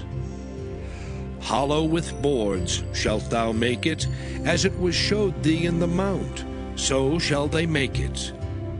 And thou shalt make the court of the tabernacle. For the south side southward there shall be hangings for the court of fine twined linen of 100 cubits long for one side.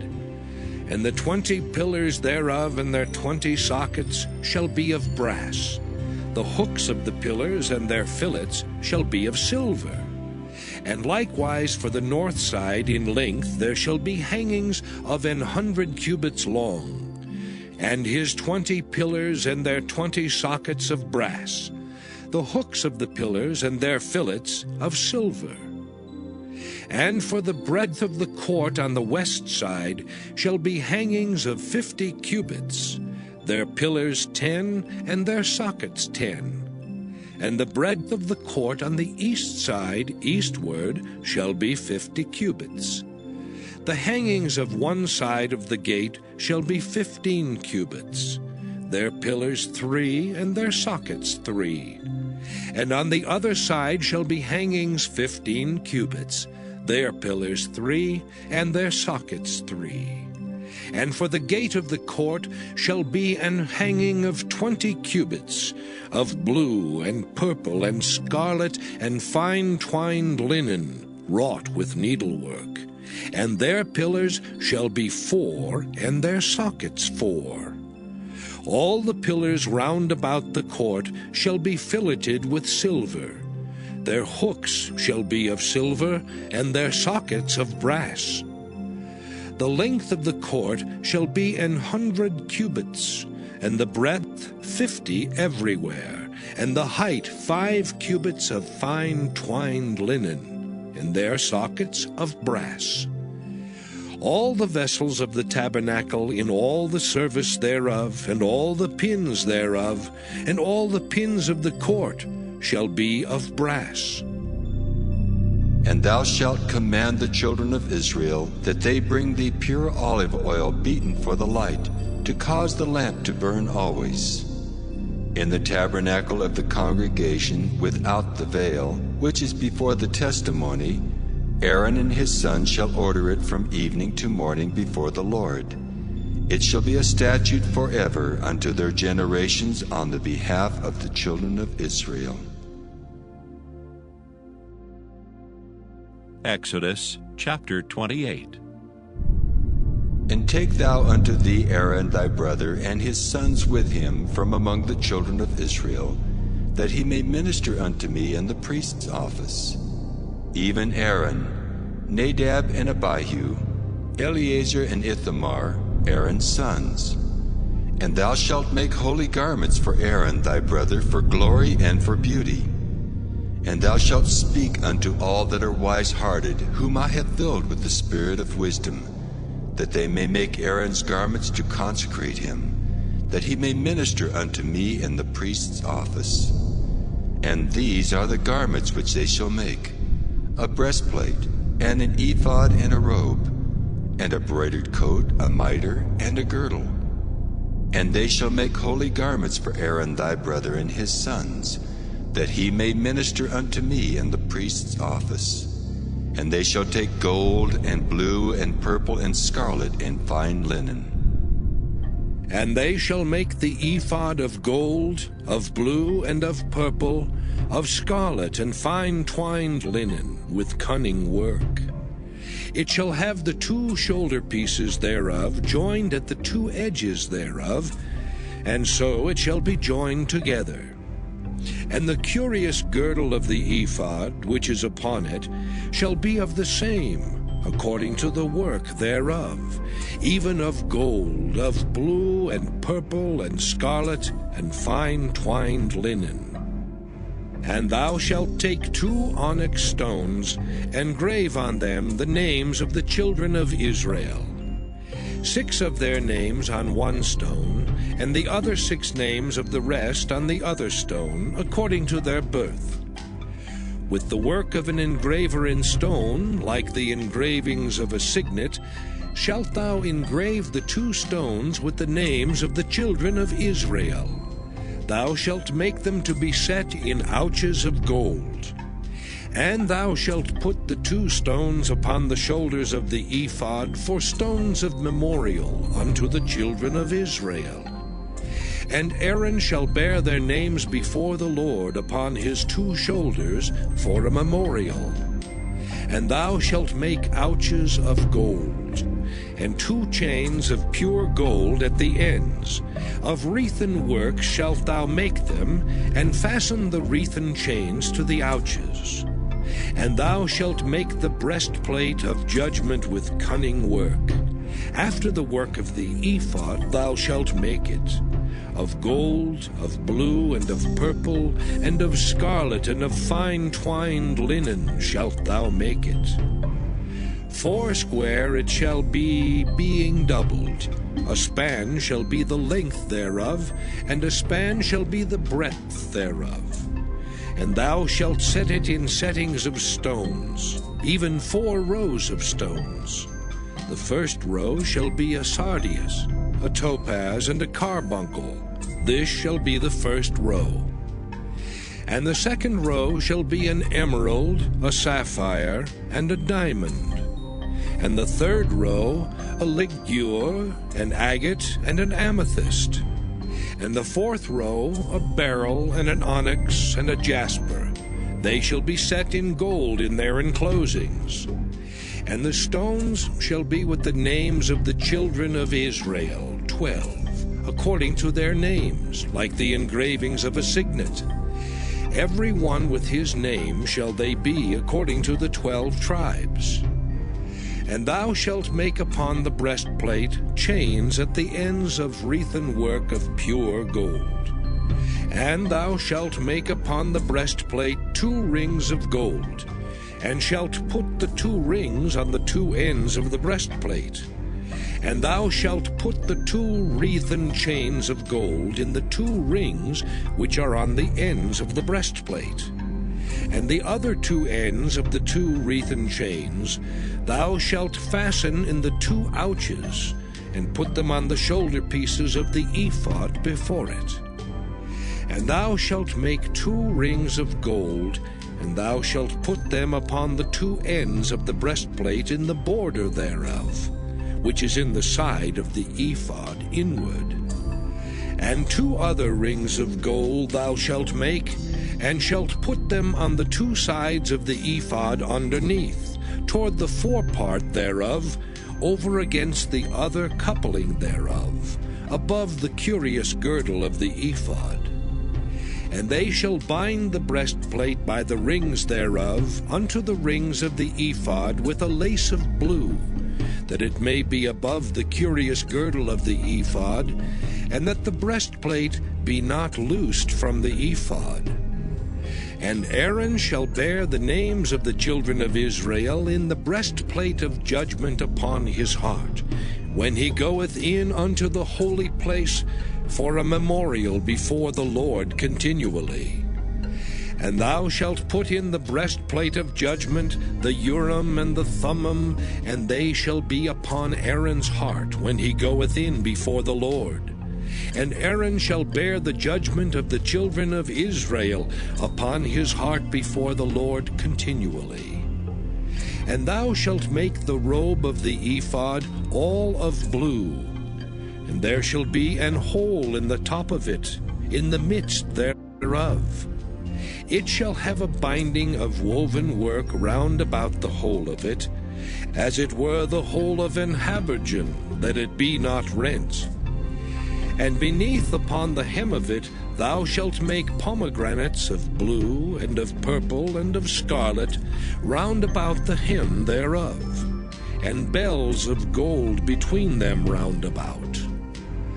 A golden bell and a pomegranate, a golden bell and a pomegranate, upon the hem of the robe round about. And it shall be upon Aaron to minister, and his sound shall be heard when he goeth in unto the holy place before the Lord, and when he cometh out, that he die not. And thou shalt make a plate of pure gold, and grave upon it, like the engravings of a signet, Holiness to the Lord. And thou shalt put it on a blue lace, that it may be upon the mitre, upon the forefront of the mitre it shall be. And it shall be upon Aaron's forehead, that Aaron may bear the iniquity of the holy things which the children of Israel shall hallow in all their holy gifts. And it shall be always upon his forehead, that they may be accepted before the Lord. And thou shalt embroider the coat of fine linen, and thou shalt make the mitre of fine linen, and thou shalt make the girdle of needlework. And for Aaron's sons thou shalt make coats, and thou shalt make for them girdles, and bonnets shalt thou make for them, for glory and for beauty. And thou shalt put them upon Aaron thy brother, and his sons with him, and shalt anoint them, and consecrate them, and sanctify them, that they may minister unto me in the priest's office. And thou shalt make them linen breeches to cover their nakedness. From the loins even unto the thighs they shall reach. And they shall be upon Aaron and upon his sons when they come in unto the tabernacle of the congregation, or when they come near unto the altar to minister in the holy place, that they bear not iniquity and die. It shall be a statute forever unto him and his seed after him. Exodus chapter 29. And this is the thing that thou shalt do unto them to hallow them, to minister unto me in the priest's office. Take 1 young bullock and 2 rams without blemish, and unleavened bread and cakes unleavened, tempered with oil, and wafers unleavened, anointed with oil. Of wheaten flour shalt thou make them. And thou shalt put them into 1 basket, and bring them in the basket with the bullock and the 2 rams. And Aaron and his sons thou shalt bring unto the door of the tabernacle of the congregation, and shalt wash them with water. And thou shalt take the garments, and put upon Aaron the coat, and the robe of the ephod, and the breastplate, and gird him with the curious girdle of the ephod. And thou shalt put the mitre upon his head, and put the holy crown upon the mitre. Then shalt thou take the anointing oil, and pour it upon his head, and anoint him. And thou shalt bring his sons, and put coats upon them. And thou shalt gird them with girdles, Aaron and his sons, and put the bonnets on them. And the priest's office shall be theirs for a perpetual statute. And thou shalt consecrate Aaron and his sons. And thou shalt cause a bullock to be brought before the tabernacle of the congregation. And Aaron and his sons shall put their hands upon the head of the bullock. And thou shalt kill the bullock before the Lord, by the door of the tabernacle of the congregation. And thou shalt take of the blood of the bullock, and put it upon the horns of the altar with thy finger, and pour all the blood beside the bottom of the altar. And thou shalt take all the fat that covereth the inwards, and the caul that is above the liver, and the 2 kidneys, and the fat that is upon them, and burn them upon the altar. But the flesh of the bullock, and his skin, and his dung, shalt thou burn with fire without the camp. It is a sin offering. Thou shalt also take 1 ram, and Aaron and his sons shall put their hands upon the head of the ram. And thou shalt slay the ram, and thou shalt take his blood, and sprinkle it round about upon the altar. And thou shalt cut the ram in pieces, and wash the inwards of him, and his legs, and put them unto his pieces, and unto his head. And thou shalt burn the whole ram upon the altar. It is a burnt offering unto the Lord. It is a sweet savor, an offering made by fire unto the Lord. And thou shalt take the other ram, and Aaron and his sons shall put their hands upon the head of the ram. Then shalt thou kill the ram, and take of his blood, and put it upon the tip of the right ear of Aaron, and upon the tip of the right ear of his sons, and upon the thumb of their right hand, and upon the great toe of their right foot, and sprinkle the blood upon the altar round about. And thou shalt take of the blood that is upon the altar, and of the anointing oil, and sprinkle it upon Aaron, and upon his garments, and upon his sons, and upon the garments of his sons with him. And he shall be hallowed, and his garments, and his sons' garments with him. Also thou shalt take of the ram the fat and the rump, and the fat that covereth the inwards, and the caul above the liver, and the 2 kidneys, and the fat that is upon them, and the right shoulder, for it is a ram of consecration. And 1 loaf of bread, and 1 cake of oiled bread, and 1 wafer out of the basket of the unleavened bread that is before the Lord. And thou shalt put all in the hands of Aaron, and in the hands of his sons, and shalt wave them for a wave offering before the Lord. And thou shalt receive them of their hands, and burn them upon the altar for a burnt offering, for a sweet savor before the Lord. It is an offering made by fire unto the Lord. And thou shalt take the breast of the ram of Aaron's consecration, and wave it for a wave offering before the Lord, and it shall be thy part. And thou shalt sanctify the breast of the wave offering, and the shoulder of the heave offering, which is waved and which is heaved up, of the ram of the consecration, even of that which is for Aaron, and of that which is for his sons. And it shall be Aaron's and his sons by a statute forever from the children of Israel. For it is an heave offering, and it shall be an heave offering from the children of Israel of the sacrifice of their peace offerings, even their heave offering unto the Lord. And the holy garments of Aaron shall be his sons after him, to be anointed therein, and to be consecrated in them.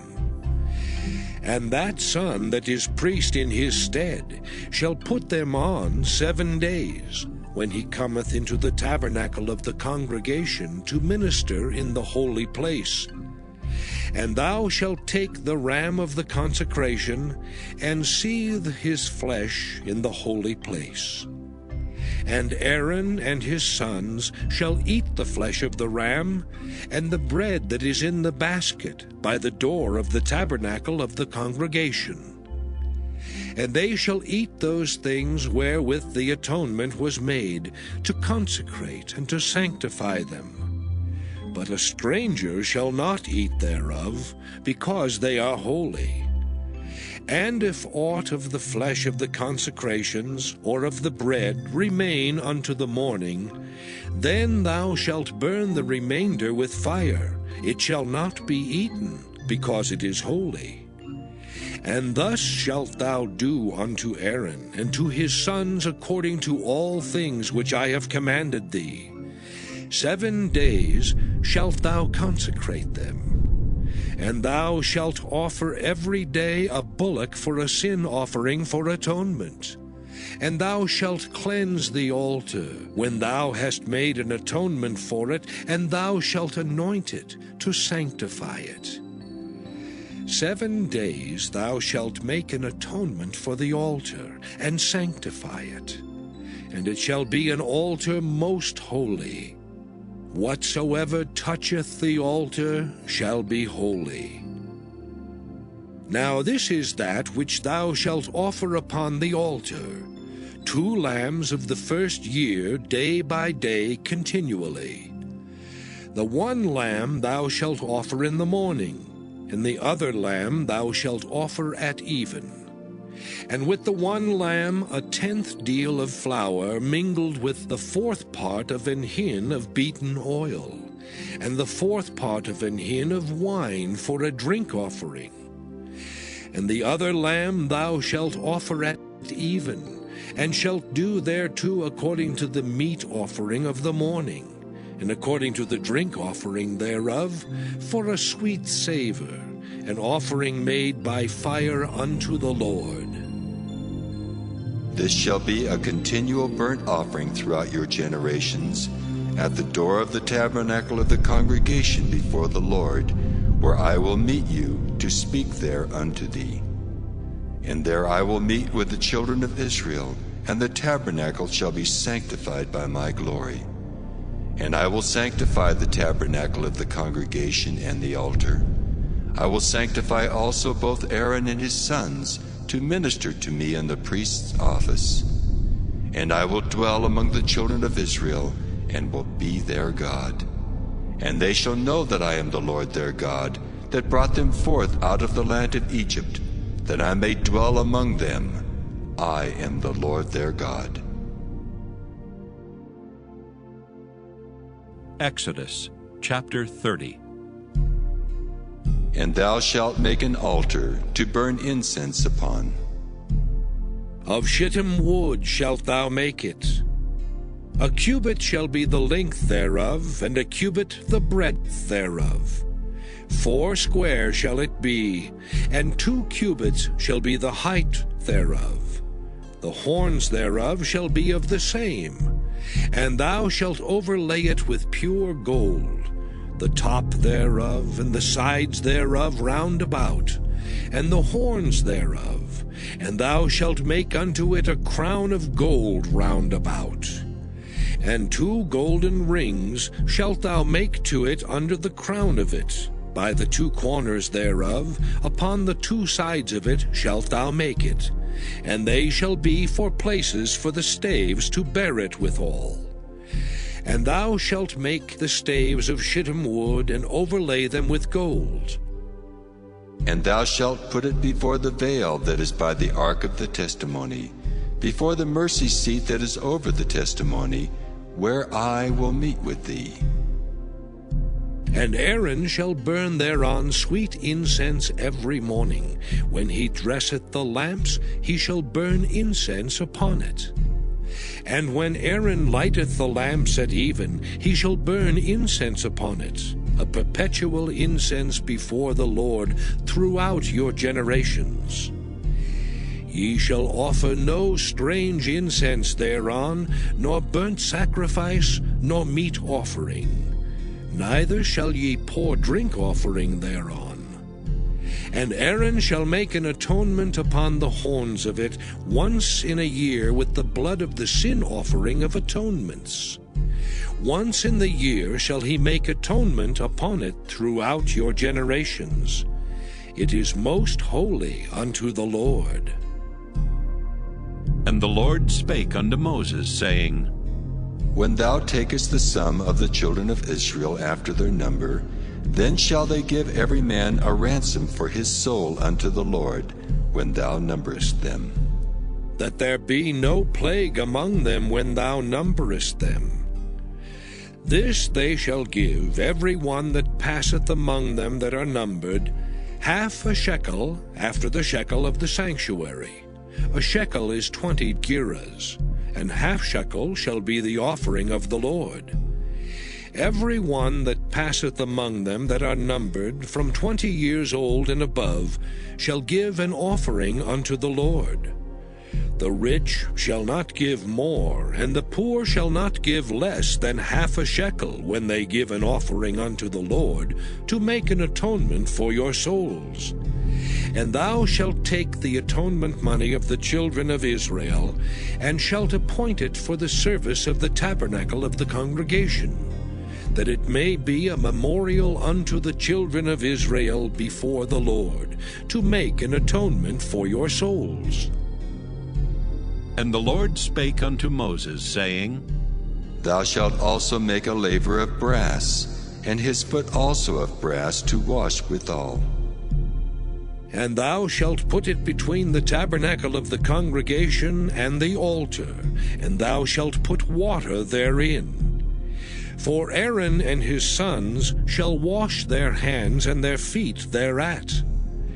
When they go into the tabernacle of the congregation, they shall wash with water, that they die not. Or when they come near to the altar to minister, to burn offering made by fire unto the Lord. So they shall wash their hands and their feet, that they die not, and it shall be a statute forever to them, even to him and to his seed throughout their generations. Moreover the Lord spake unto Moses, saying, Take thou also unto thee principal spices. Of pure myrrh 500 shekels, and of sweet cinnamon 1/2 so much, even 250 shekels, and of sweet calamus 250 shekels, and of cassia 500 shekels, after the shekel of the sanctuary, and of oil olive and hin. And thou shalt make it an oil of holy ointment, an ointment compound after the art of the apothecary. It shall be an holy anointing oil. And thou shalt anoint the tabernacle of the congregation therewith, and the ark of the testimony, and the table and all his vessels, and the candlestick and his vessels, and the altar of incense, and the altar of burnt offering with all his vessels, and the laver and his foot. And thou shalt sanctify them, that they may be most holy. Whatsoever toucheth them shall be holy. And thou shalt anoint Aaron and his sons, and consecrate them, that they may minister unto me in the priest's office. And thou shalt speak unto the children of Israel, saying, This shall be an holy anointing oil unto me throughout your generations. Upon man's flesh shall it not be poured, neither shall ye make any other like it, after the composition of it.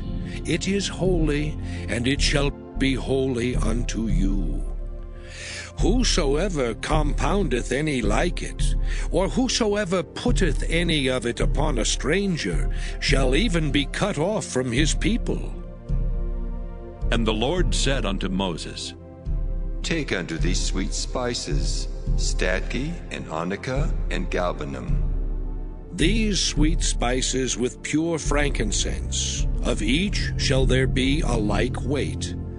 And thou shalt make it a perfume, a confection after the art of the apothecary, tempered together, pure and holy. And thou shalt beat some of it very small, and put of it before the testimony in the tabernacle of the congregation, where I will meet with thee. It shall be unto you most holy. And as for the perfume which thou shalt make, ye shall not make to yourselves according to the composition thereof. It shall be unto thee holy for the Lord. Whosoever shall make like unto that, to smell thereto, shall even be cut off from his people. Exodus chapter 31. And the Lord spake unto Moses, saying, See, I have called by name Bezaleel, the son of Uri, the son of Hur, of the tribe of Judah. And I have filled him with the Spirit of God, in wisdom and in understanding, and in knowledge and in all manner of workmanship, to devise cunning works, to work in gold and in silver and in brass, and in cutting of stones to set them, and in carving of timber, to work in all manner of workmanship. And I, behold, I have given with him Aholiab, the son of Ahisamach of the tribe of Dan.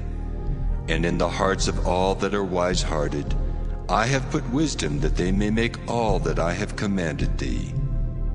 The tabernacle of the congregation, and the ark of the testimony, and the mercy seat that is thereupon, and all the furniture of the tabernacle, and the table and his furniture, and the pure candlestick with all his furniture, and the altar of incense, and the altar of burnt offering with all his furniture, and the laver and his foot, and the cloths of service, and the holy garments for Aaron the priest, and the garments of his sons to minister in the priest's office. And the anointing oil, and sweet incense for the holy place, according to all that I have commanded thee shall they do. And the Lord spake unto Moses, saying, Speak thou also unto the children of Israel, saying, Verily my Sabbaths ye shall keep, for it is a sign between me and you throughout your generations, that ye may know that I am the Lord that doth sanctify you.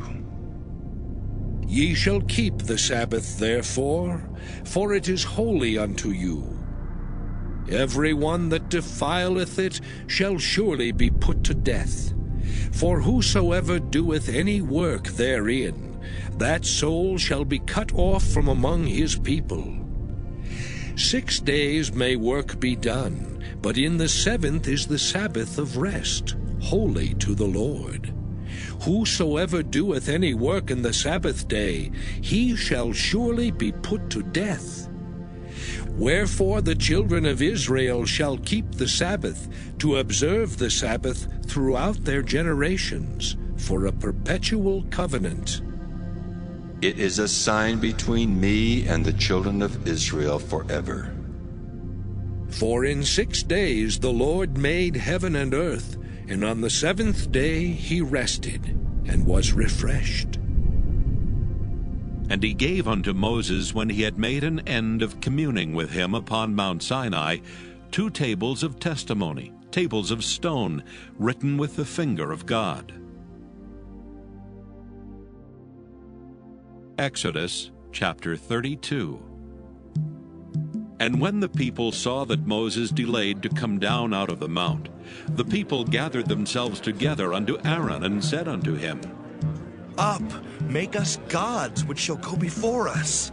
For as for this Moses, the man that brought us up out of the land of Egypt, we wot not what has become of him. And Aaron said unto them, Break off the golden earrings which are in the ears of your wives, of your sons, and of your daughters, and bring them unto me. And all the people brake off the golden earrings which were in their ears, and brought them unto Aaron. And he received them at their hand, and fashioned it with a graving tool, after he had made it a molten calf. And they said, These be thy gods, O Israel, which brought thee up out of the land of Egypt. And when Aaron saw it, he built an altar before it. And Aaron made proclamation, and said, Tomorrow is a feast to the Lord. And they rose up early on the morrow, and offered burnt offerings, and brought peace offerings. And the people sat down to eat and to drink, and rose up to play.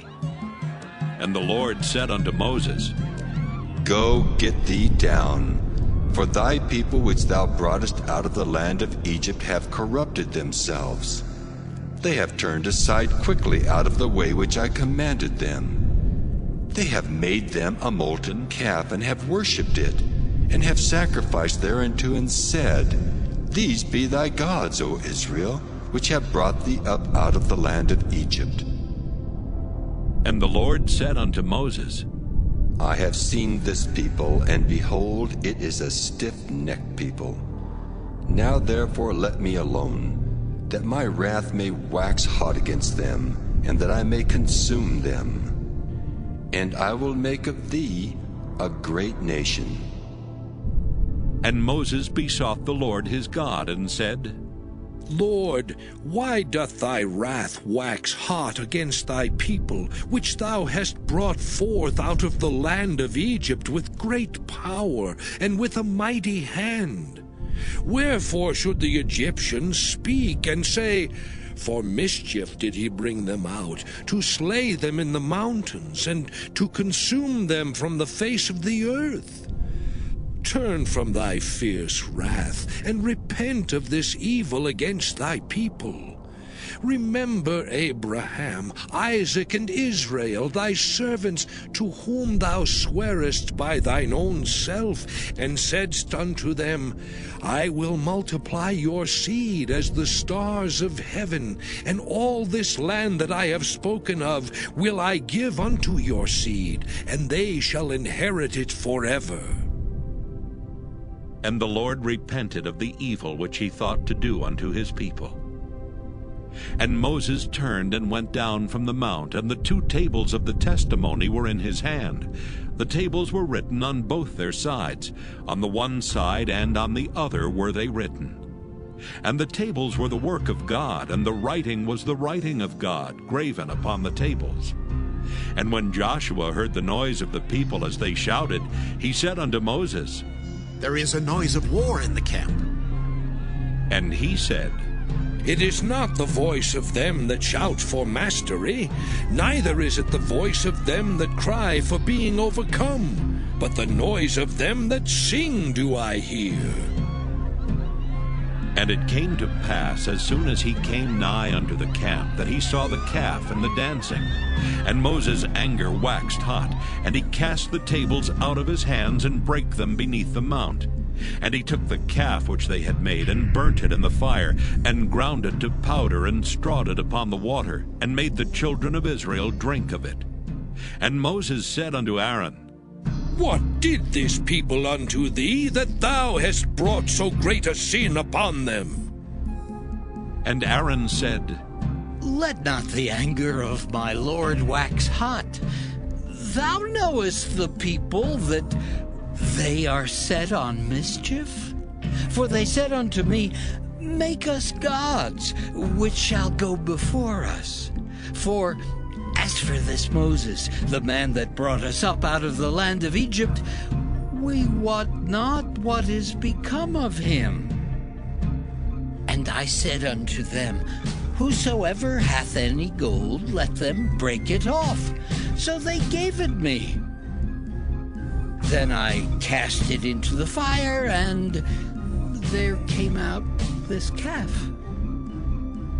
And when Moses saw that the people were naked, for Aaron had made them naked unto their shame among their enemies, then Moses stood in the gate of the camp and said, Who is on the Lord's side? Let him come unto me. And all the sons of Levi gathered themselves together unto him. And he said unto them, Thus saith the Lord God of Israel, Put every man his sword by his side, and go in and out from gate to gate throughout the camp, and slay every man his brother, and every man his companion, and every man his neighbor. And the children of Levi did according to the word of Moses. And there fell of the people that day about 3,000 men. For Moses had said, Consecrate yourselves today to the Lord, even every man upon his son and upon his brother, that he may bestow upon you a blessing this day. And it came to pass on the morrow that Moses said unto the people, Ye have sinned a great sin, and now I will go up unto the Lord. Peradventure I shall make an atonement for your sin.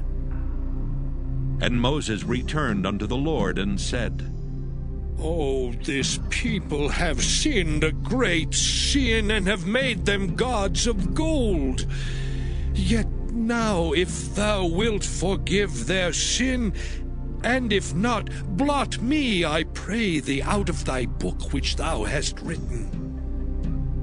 And the Lord said unto Moses, Whosoever hath sinned against me, him will I blot out of my book. Therefore now go, lead the people unto the place of which I have spoken unto thee. Behold, mine angel shall go before thee. Nevertheless, in the day when I visit, I will visit their sin upon them. And the Lord plagued the people because they made the calf which Aaron made. Exodus chapter 33. And the Lord said unto Moses, Depart and go up hence, thou and the people which thou hast brought up out of the land of Egypt, unto the land which I swear unto Abraham, to Isaac, and to Jacob, saying, Unto thy seed will I give it. And I will send an angel before thee, and I will drive out the Canaanite, the Amorite, and the Hittite, and the Perizzite, the Hivite, and the Jebusite, unto a land flowing with milk and honey, for I will not go up in the midst of thee, for thou art a stiff-necked people, lest I consume thee in the way. And when the people heard these evil tidings, they mourned, and no man did put on him his ornaments. For the Lord had said unto Moses, Say unto the children of Israel, Ye are a stiff-necked people. I will come up into the midst of thee in a moment, and consume thee. Therefore now put off thine ornaments from thee, that I may know what to do unto thee. And the children of Israel stripped themselves of their ornaments by the Mount Horeb. And Moses took the tabernacle and pitched it without the camp, afar off from the camp, and called it the tabernacle of the congregation. And it came to pass that every one which sought the Lord went out unto the tabernacle of the congregation, which was without the camp. And it came to pass, when Moses went out unto the tabernacle, that all the people rose up and stood every man at his tent door, and looked after Moses until he was gone into the tabernacle. And it came to pass, as Moses entered into the tabernacle, the cloudy pillar descended, and stood at the door of the tabernacle. And the Lord talked with Moses. And all the people saw the cloudy pillar stand at the tabernacle door. And all the people rose up and worshipped, every man in his tent door. And the Lord spake unto Moses face to face, as a man speaketh unto his friend. And he turned again into the camp. But his servant Joshua, the son of Nun, a young man, departed not out of the tabernacle. And Moses said unto the Lord, See, thou sayest unto me, Bring up this people. And thou hast not let me know whom thou wilt send with me. Yet thou hast said, I know thee by name, and thou hast also found grace in my sight. Now therefore I pray thee, if I have found grace in thy sight, show me now thy way, that I may know thee, that I may find grace in thy sight, and consider that this nation is thy people. And he said, My presence shall go with thee, and I will give thee rest. And he said unto him, If thy presence go not with me, carry us not up hence. For wherein shall it be known here that I and thy people have found grace in thy sight? Is it not in that thou goest with us? So shall we be separated, I and thy people, from all the people that are upon the face of the earth. And the Lord said unto Moses, I will do this thing also that thou hast spoken, for thou hast found grace in my sight, and I know thee by name. And he said, I beseech thee, show me thy glory.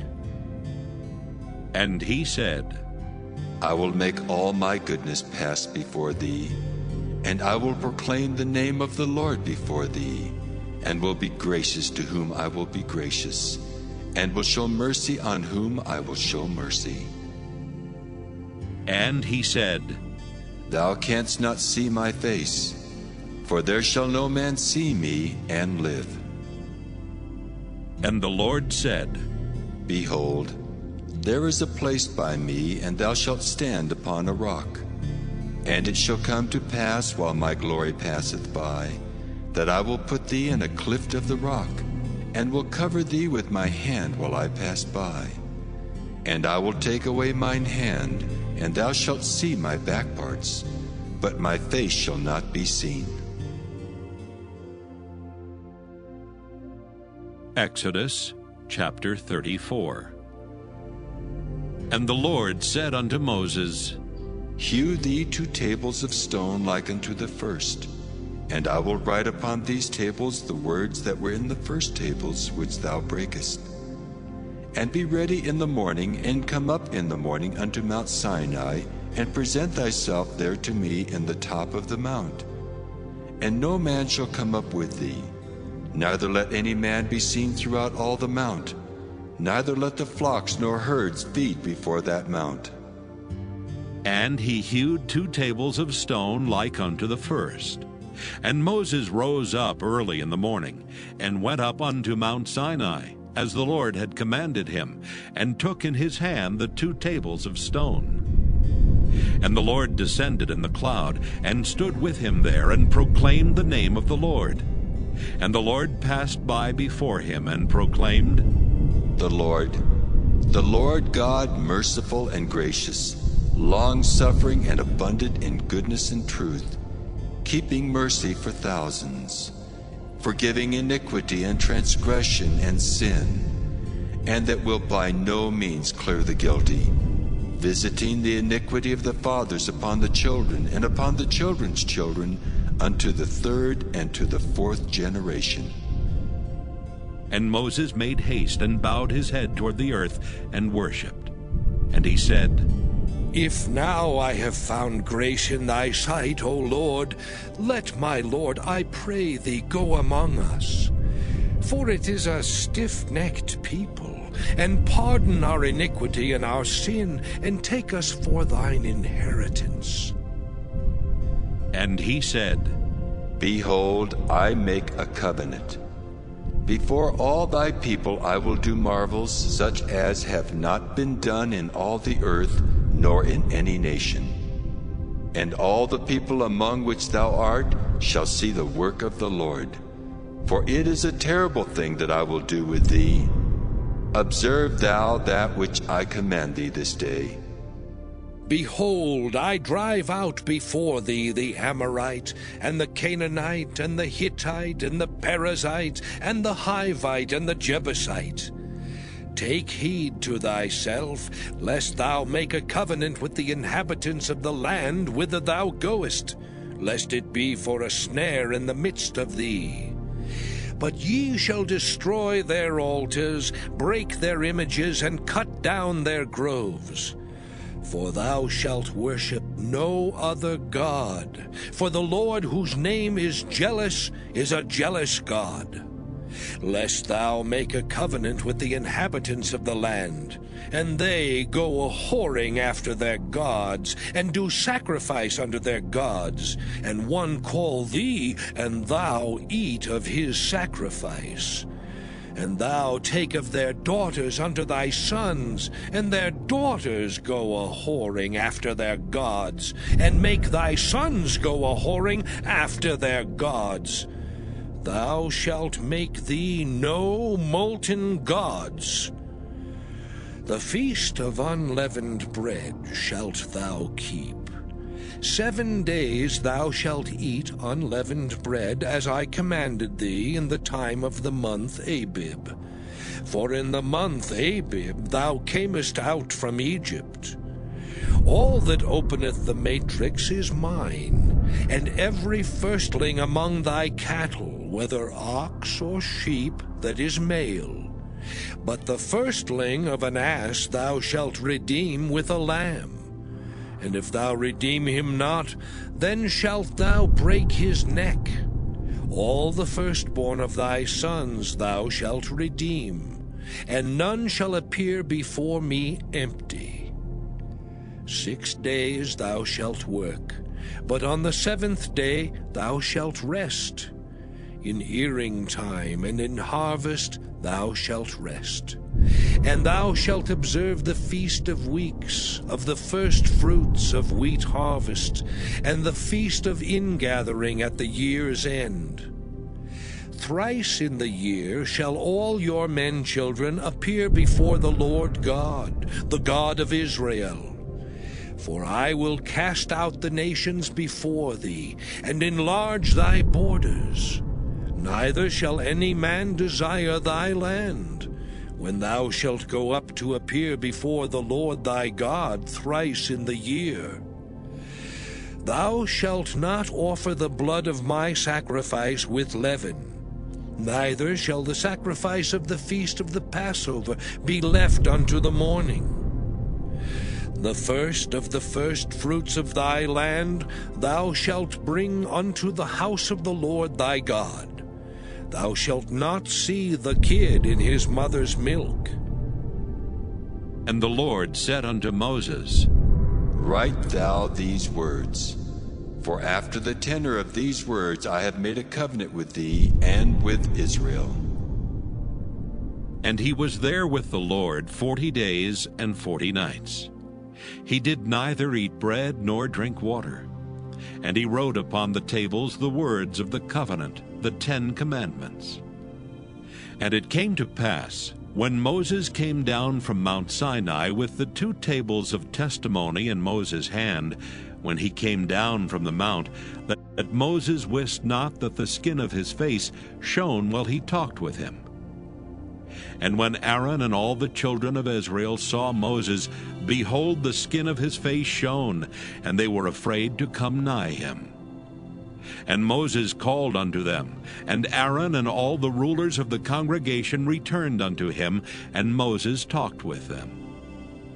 And afterward all the children of Israel came nigh, and he gave them in commandment all that the Lord had spoken with him in Mount Sinai. Until Moses had done speaking with them, he put a veil on his face. But when Moses went in before the Lord to speak with him, he took the veil off until he came out. And he came out and spake unto the children of Israel that which he was commanded. And the children of Israel saw the face of Moses, that the skin of Moses' face shone. And Moses put the veil upon his face again until he went in to speak with him. Exodus chapter 35. And Moses gathered all the congregation of the children of Israel together, and said unto them, These are the words which the Lord hath commanded, that ye should do them. 6 days shall work be done, but on the 7th day there shall be to you an holy day, a Sabbath of rest to the Lord. Whosoever doeth work therein shall be put to death. Ye shall kindle no fire throughout your habitations upon the Sabbath day. And Moses spake unto all the congregation of the children of Israel, saying, This is the thing which the Lord commanded, saying, Take ye from among you an offering unto the Lord. Whosoever is of a willing heart, let him bring it, an offering of the Lord, gold and silver and brass, and blue and purple and scarlet, and fine linen, and goat's hair, and ram's skins dyed red, and badger's skins, and shittim wood, and oil for the light, and spices for anointing oil, and for the sweet incense, and onyx stones, and stones to be set for the ephod, and for the breastplate. And every wise-hearted among you shall come, and make all that the Lord hath commanded. The tabernacle, his tent and his covering, his taches and his boards, his bars, his pillars and his sockets, the ark and the staves thereof with the mercy seat and the veil of the covering, the table and his staves, and all his vessels and the showbread, the candlestick also for the light, and his furniture, and his lamps with the oil for the light, and the incense altar, and his staves, and the anointing oil, and the sweet incense, and the hanging for the door at the entering in of the tabernacle, the altar of burnt offering with his brazen grate, his staves and all his vessels, the laver and his foot, the hangings of the court, his pillars and their sockets, and the hanging for the door of the court, the pins of the tabernacle, and the pins of the court, and their cords, the cloths of service, to do service in the holy place, the holy garments for Aaron the priest, and the garments of his sons, to minister in the priest's office. And all the congregation of the children of Israel departed from the presence of Moses. And they came, every one whose heart stirred him up, and every one whom his spirit made willing, and they brought the Lord's offering to the work of the tabernacle of the congregation, and for all his service, and for the holy garments. And they came, both men and women, as many as were willing-hearted, and brought bracelets and earrings and rings and tablets, all jewels of gold. And every man that offered an offering of gold unto the Lord. And every man with whom was found blue and purple and scarlet and fine linen, and goat's hair and red skins of rams and badgers' skins brought them. Every one that did offer an offering of silver and brass brought the Lord's offering, and every man with whom was found shittim wood for any work of the service brought it. And all the women that were wise-hearted did spin with their hands, and brought that which they had spun, both of blue, and of purple, and of scarlet, and of fine linen. And all the women whose heart stirred them up in wisdom spun goat's hair. And the rulers brought onyx stones, and stones to be set for the ephod, and for the breastplate, and spice and oil for the light, and for the anointing oil, and for the sweet incense. The children of Israel brought a willing offering unto the Lord, every man and woman whose heart made them willing to bring for all manner of work, which the Lord had commanded to be made by the hand of Moses. And Moses said unto the children of Israel, See, the Lord hath called by name Bezaleel, the son of Uri, the son of Hur, of the tribe of Judah. And he hath filled him with the Spirit of God, in wisdom, in understanding, and in knowledge, and in all manner of workmanship, and to devise curious works, to work in gold, and in silver, and in brass, and in the cutting of stones to set them, and in carving of wood to make any manner of cunning work. And he hath put in his heart that he may teach, both he and Aholiab the son of Ahisamach of the tribe of Dan. Them hath he filled with wisdom of heart, to work all manner of work, of the engraver, and of the cunning workman, and of the embroiderer, in blue and in purple, in scarlet and in fine linen, and of the weaver, even of them that do any work, and of those that devise cunning work. Exodus chapter 36. Then wrought Bezaleel and Aholiab, and every wise-hearted man in whom the Lord put wisdom and understanding, to know how to work all manner of work for the service of the sanctuary, according to all that the Lord had commanded.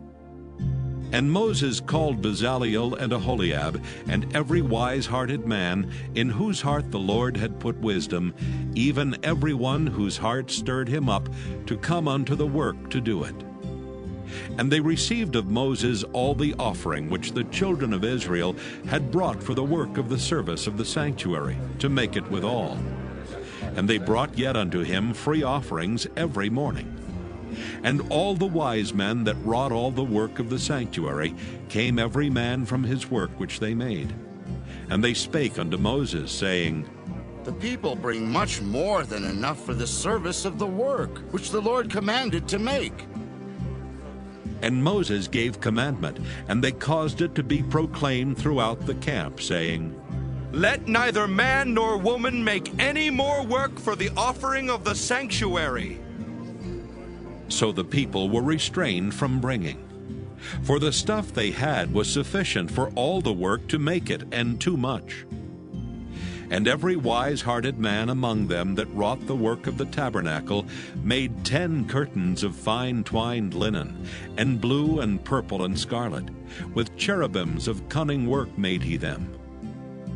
The length of one curtain was 28 cubits, and the breadth of one curtain 4 cubits. The curtains were all of one size.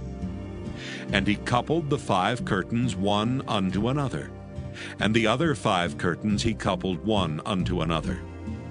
And he made loops of blue on the edge of one curtain from the selvage in the coupling. Likewise he made in the uttermost side of another curtain in the coupling of the second.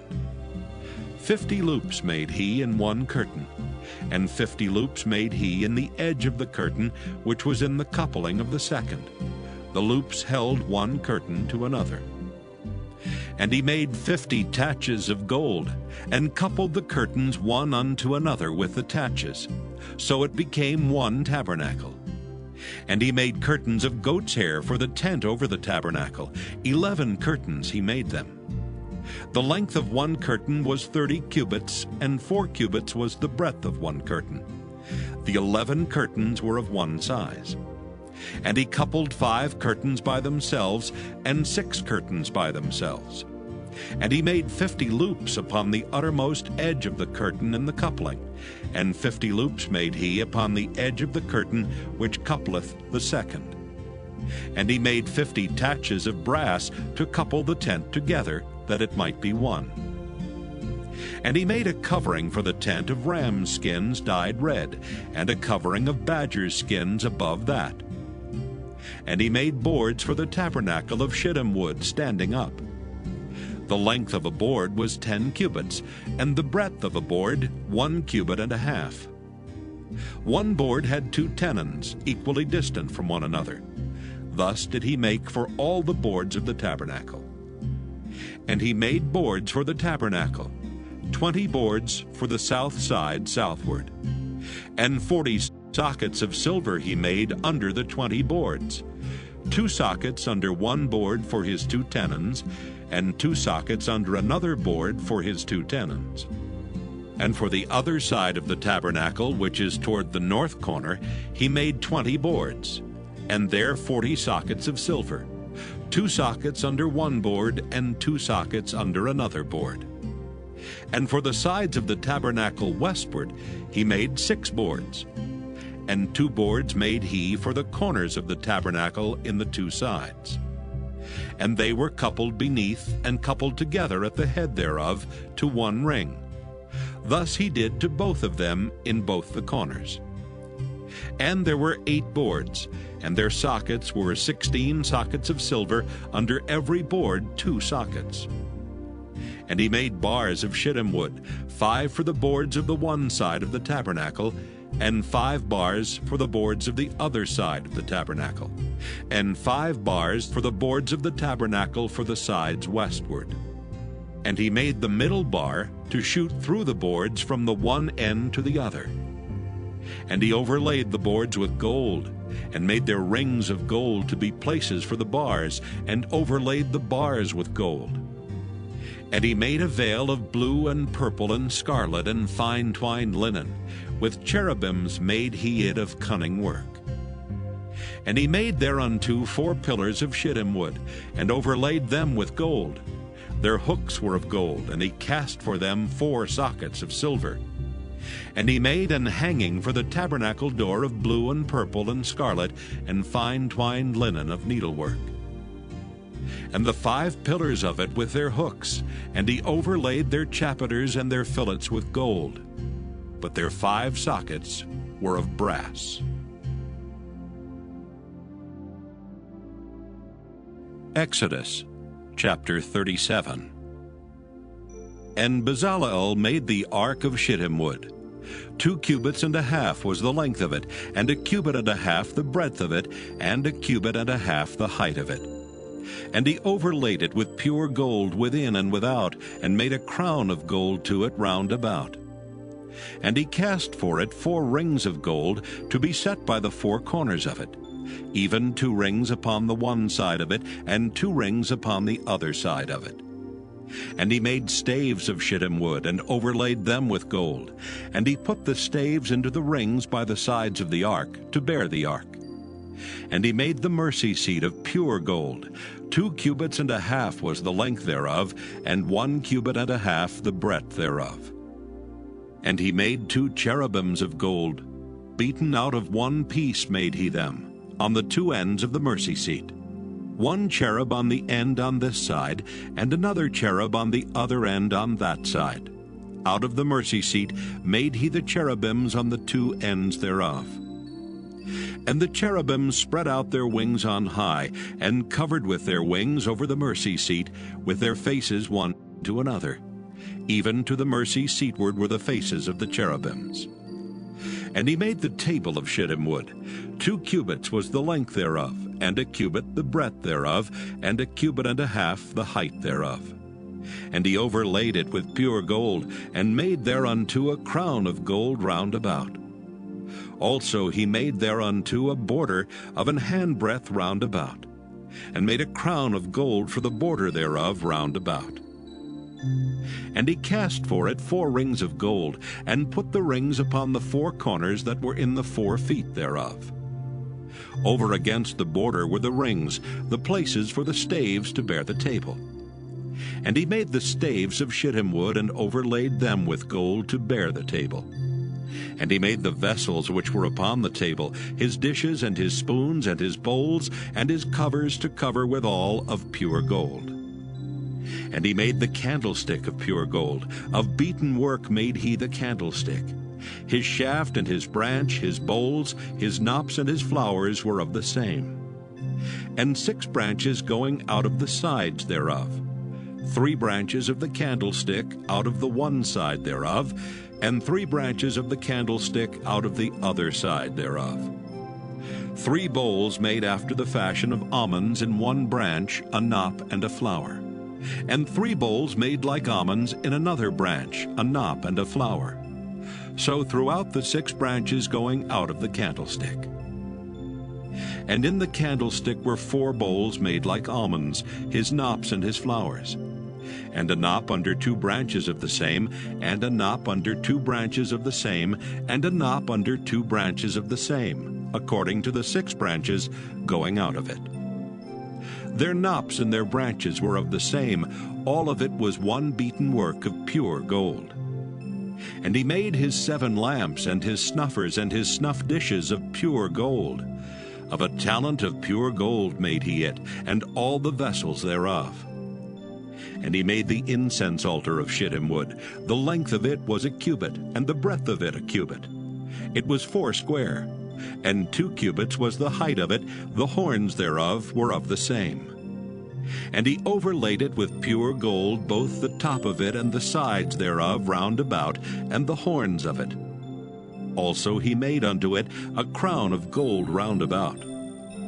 And he made 2 rings of gold for it under the crown thereof, by the 2 corners of it, upon the 2 sides thereof, to be places for the staves to bear it withal. And he made the staves of shittim wood, and overlaid them with gold. And he made the holy anointing oil, and the pure incense of sweet spices, according to the work of the apothecary. Exodus chapter 38. And he made the altar of burnt offering of shittim wood. 5 cubits was the length thereof, and 5 cubits the breadth thereof. It was 4 square, and 3 cubits the height thereof. And he made the horns thereof on the 4 corners of it. The horns thereof were of the same, and he overlaid it with brass. And he made all the vessels of the altar, the pots and the shovels and the basins and the flesh hooks and the fire pans. All the vessels thereof made he of brass. And he made for the altar a brazen grate of network under the compass thereof beneath unto the midst of it. And he cast 4 rings for the 4 ends of the grate of brass, to be places for the staves. And he made the staves of shittim wood, and overlaid them with brass. And he put the staves into the rings on the sides of the altar, to bear it withal. He made the altar hollow with boards. And he made the laver of brass, and the foot of it of brass, of the looking glasses of the women assembling, which assembled at the door of the tabernacle of the congregation. And he made the court. On the south side southward, the hangings of the court were of fine twined linen, 100 cubits. Their pillars were 20, and their brazen sockets 20. The hooks of the pillars and their fillets were of silver. And for the north side, the hangings were 100 cubits. Their pillars were 20, and their sockets of brass 20. The hooks of the pillars and their fillets of silver. And for the west side were hangings of 50 cubits. Their pillars 10, and their sockets 10. The hooks of the pillars and their fillets of silver. And for the east side eastward 50 cubits. The hangings of the one side of the gate were 15 cubits, their pillars 3, and their sockets 3. And for the other side of the court gate, on this hand and that hand, were hangings of 15 cubits, their pillars 3, and their sockets 3. All the hangings of the court round about were of fine twined linen. And the sockets for the pillars were of brass, the hooks of the pillars and their fillets of silver, and the overlaying of their chapiters of silver. And all the pillars of the court were filleted with silver. And the hanging for the gate of the court was needlework of blue and purple and scarlet, and fine twined linen. and 20 cubits was the length, and the height and the breadth was 5 cubits, answerable to the hangings of the court. And their pillars were 4, and their sockets of brass 4, their hooks of silver, and the overlaying of their chapiters and their fillets of silver. And all the pins of the tabernacle and of the court round about were of brass. This is the sum of the tabernacle, even of the tabernacle of testimony, as it was counted, according to the commandment of Moses, for the service of the Levites, by the hand of Ithamar, son to Aaron the priest. And Bezalel, the son of Uri, the son of Hur, of the tribe of Judah, made all that the Lord commanded Moses. And with him was Aholiab, son of Ahisamach, of the tribe of Dan, an engraver, and a cunning workman, and an embroiderer in blue and in purple and in scarlet and fine linen. All the gold that was occupied for the work and all the work of the holy place, even the gold of the offering, was 29 talents and 730 shekels, after the shekel of the sanctuary. And the silver of them that were numbered of the congregation was 100 talents, and 1,760 shekels, after the shekel of the sanctuary. A beka for every man, that is, half a shekel, after the shekel of the sanctuary, for every one that went to be numbered, from 20 years old and upward, for 600,000 and 3,550 men.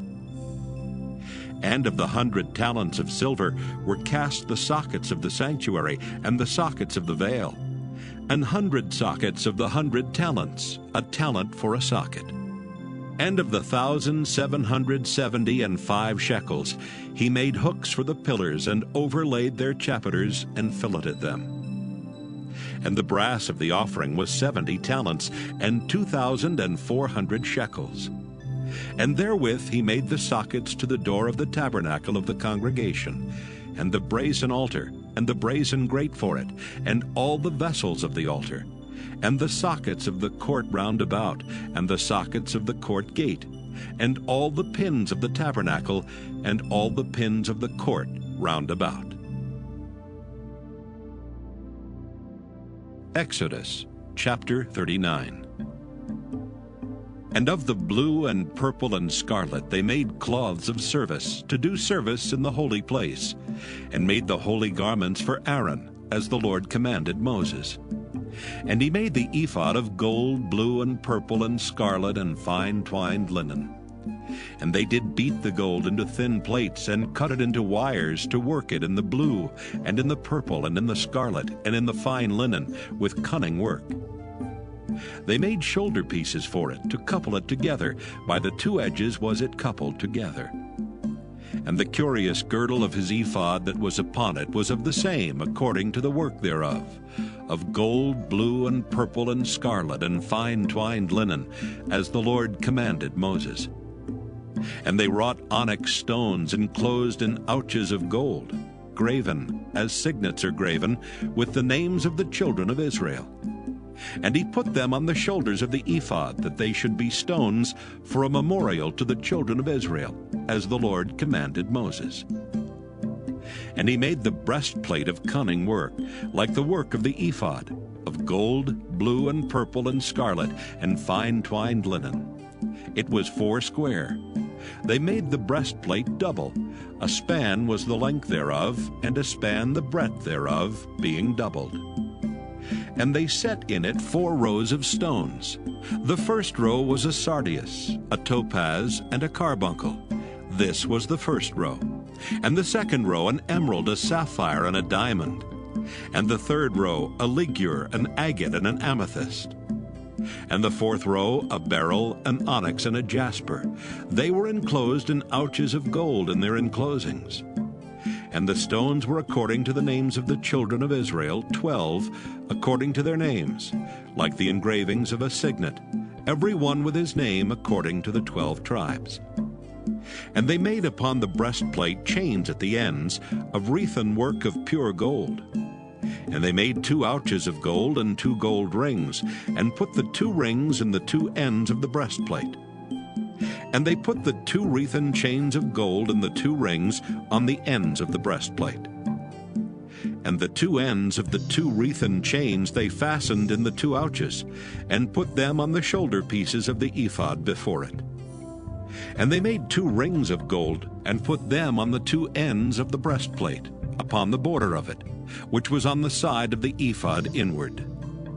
And they made 2 other golden rings, and put them on the 2 sides of the ephod underneath, toward the forepart of it, over against the other coupling thereof, above the curious girdle of the ephod. And they did bind the breastplate by his rings under the rings of the ephod with a lace of blue, that it might be above the curious girdle of the ephod, and that the breastplate might not be loosed from the ephod, as the Lord commanded Moses. And he made the robe of the ephod of woven work, all of blue. And there was an hole in the midst of the robe as the hole of an habergeon, with a band round about the hole, that it should not rend. And they made upon the hems of the robe pomegranates of blue and purple and scarlet and twined linen. And they made bells of pure gold, and put the bells between the pomegranates upon the hem of the robe, round about between the pomegranates. A bell and a pomegranate, a bell and a pomegranate, round about the hem of the robe to minister in, as the Lord commanded Moses. And they made coats of fine linen of woven work for Aaron and for his sons, and a mitre of fine linen, and goodly bonnets of fine linen, and linen breeches of fine twined linen, and a girdle of fine twined linen, and blue and purple and scarlet of needlework, as the Lord commanded Moses. And they made the plate of the holy crown of pure gold, and wrote upon it a writing, like to the engravings of a signet, Holiness to the Lord. And they tied unto it a lace of blue to fasten it on high upon the mitre, as the Lord commanded Moses. Thus was all the work of the tabernacle of the tent of the congregation finished. And the children of Israel did according to all that the Lord commanded Moses, so did they. And they brought the tabernacle unto Moses, the tent and all his furniture, his taches, his boards, his bars, and his pillars, and his sockets. And the covering of ram skins dyed red, and the covering of badger skins, and the veil of the covering, the ark of the testimony, and the staves thereof, and the mercy seat, the table and all the vessels thereof, and the showbread, the pure candlestick with the lamps thereof, even with the lamps to be set in order, and all the vessels thereof, and the oil for light, and the golden altar, and the anointing oil, and the sweet incense, and the hanging for the tabernacle door, the brazen altar and his grate of brass, his staves and all his vessels, the laver and his foot, the hangings of the court, his pillars and his sockets, and the hanging for the court gate, his cords and his pins, and all the vessels of the service of the tabernacle for the tent of the congregation, the cloths of service to do service in the holy place, and the holy garments for Aaron the priest, and his sons' garments, to minister in the priest's office. According to all that the Lord commanded Moses, so the children of Israel made all the work. And Moses did look upon all the work, and behold, they had done it as the Lord had commanded, even so had they done it. And Moses blessed them. Exodus chapter 40. And the Lord spake unto Moses, saying, On the first day of the first month shalt thou set up the tabernacle of the tent of the congregation. And thou shalt put therein the ark of the testimony, and cover the ark with the veil. And thou shalt bring in the table, and set in order the things that are to be set in order upon it. And thou shalt bring in the candlestick, and light the lamps thereof. And thou shalt set the altar of gold for the incense before the ark of the testimony, and put the hanging of the door to the tabernacle. And thou shalt set the altar of the burnt offering before the door of the tabernacle of the tent of the congregation. And thou shalt set the laver between the tent of the congregation and the altar, and shalt put water therein. And thou shalt set up the court round about, and hang up the hanging at the court gate. And thou shalt take the anointing oil, and anoint the tabernacle, and all that is therein, and shalt hallow it, and all the vessels thereof, and it shall be holy. And thou shalt anoint the altar of the burnt offering, and all his vessels, and sanctify the altar, and it shall be an altar most holy. And thou shalt anoint the laver and his foot, and sanctify it. And thou shalt bring Aaron and his sons unto the door of the tabernacle of the congregation, and wash them with water. And thou shalt put upon Aaron the holy garments, and anoint him, and sanctify him, that he may minister unto me in the priest's office. And thou shalt bring his sons, and clothe them with coats.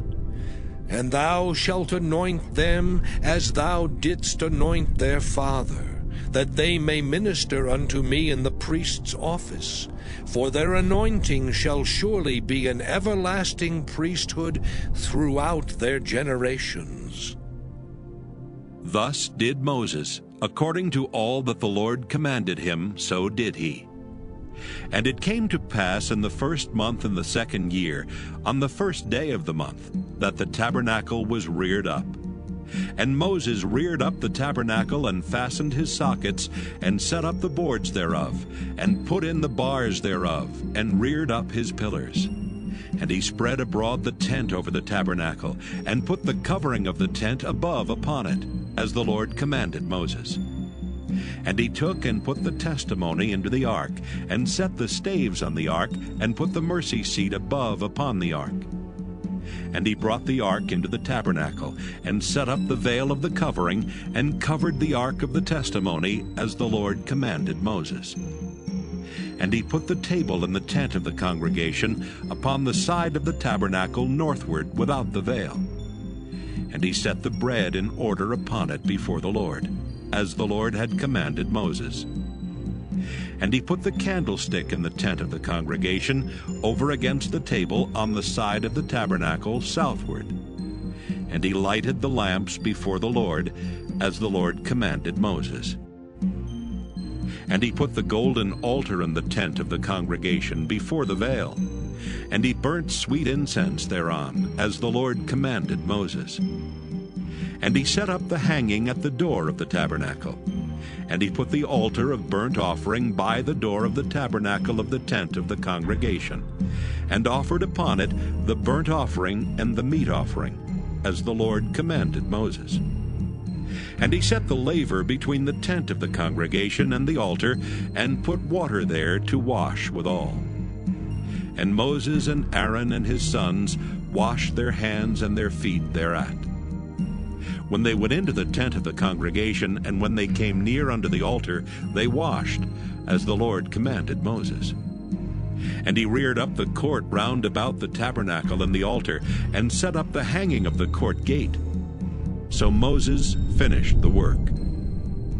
Then a cloud covered the tent of the congregation, and the glory of the Lord filled the tabernacle. And Moses was not able to enter into the tent of the congregation, because the cloud abode thereon, and the glory of the Lord filled the tabernacle.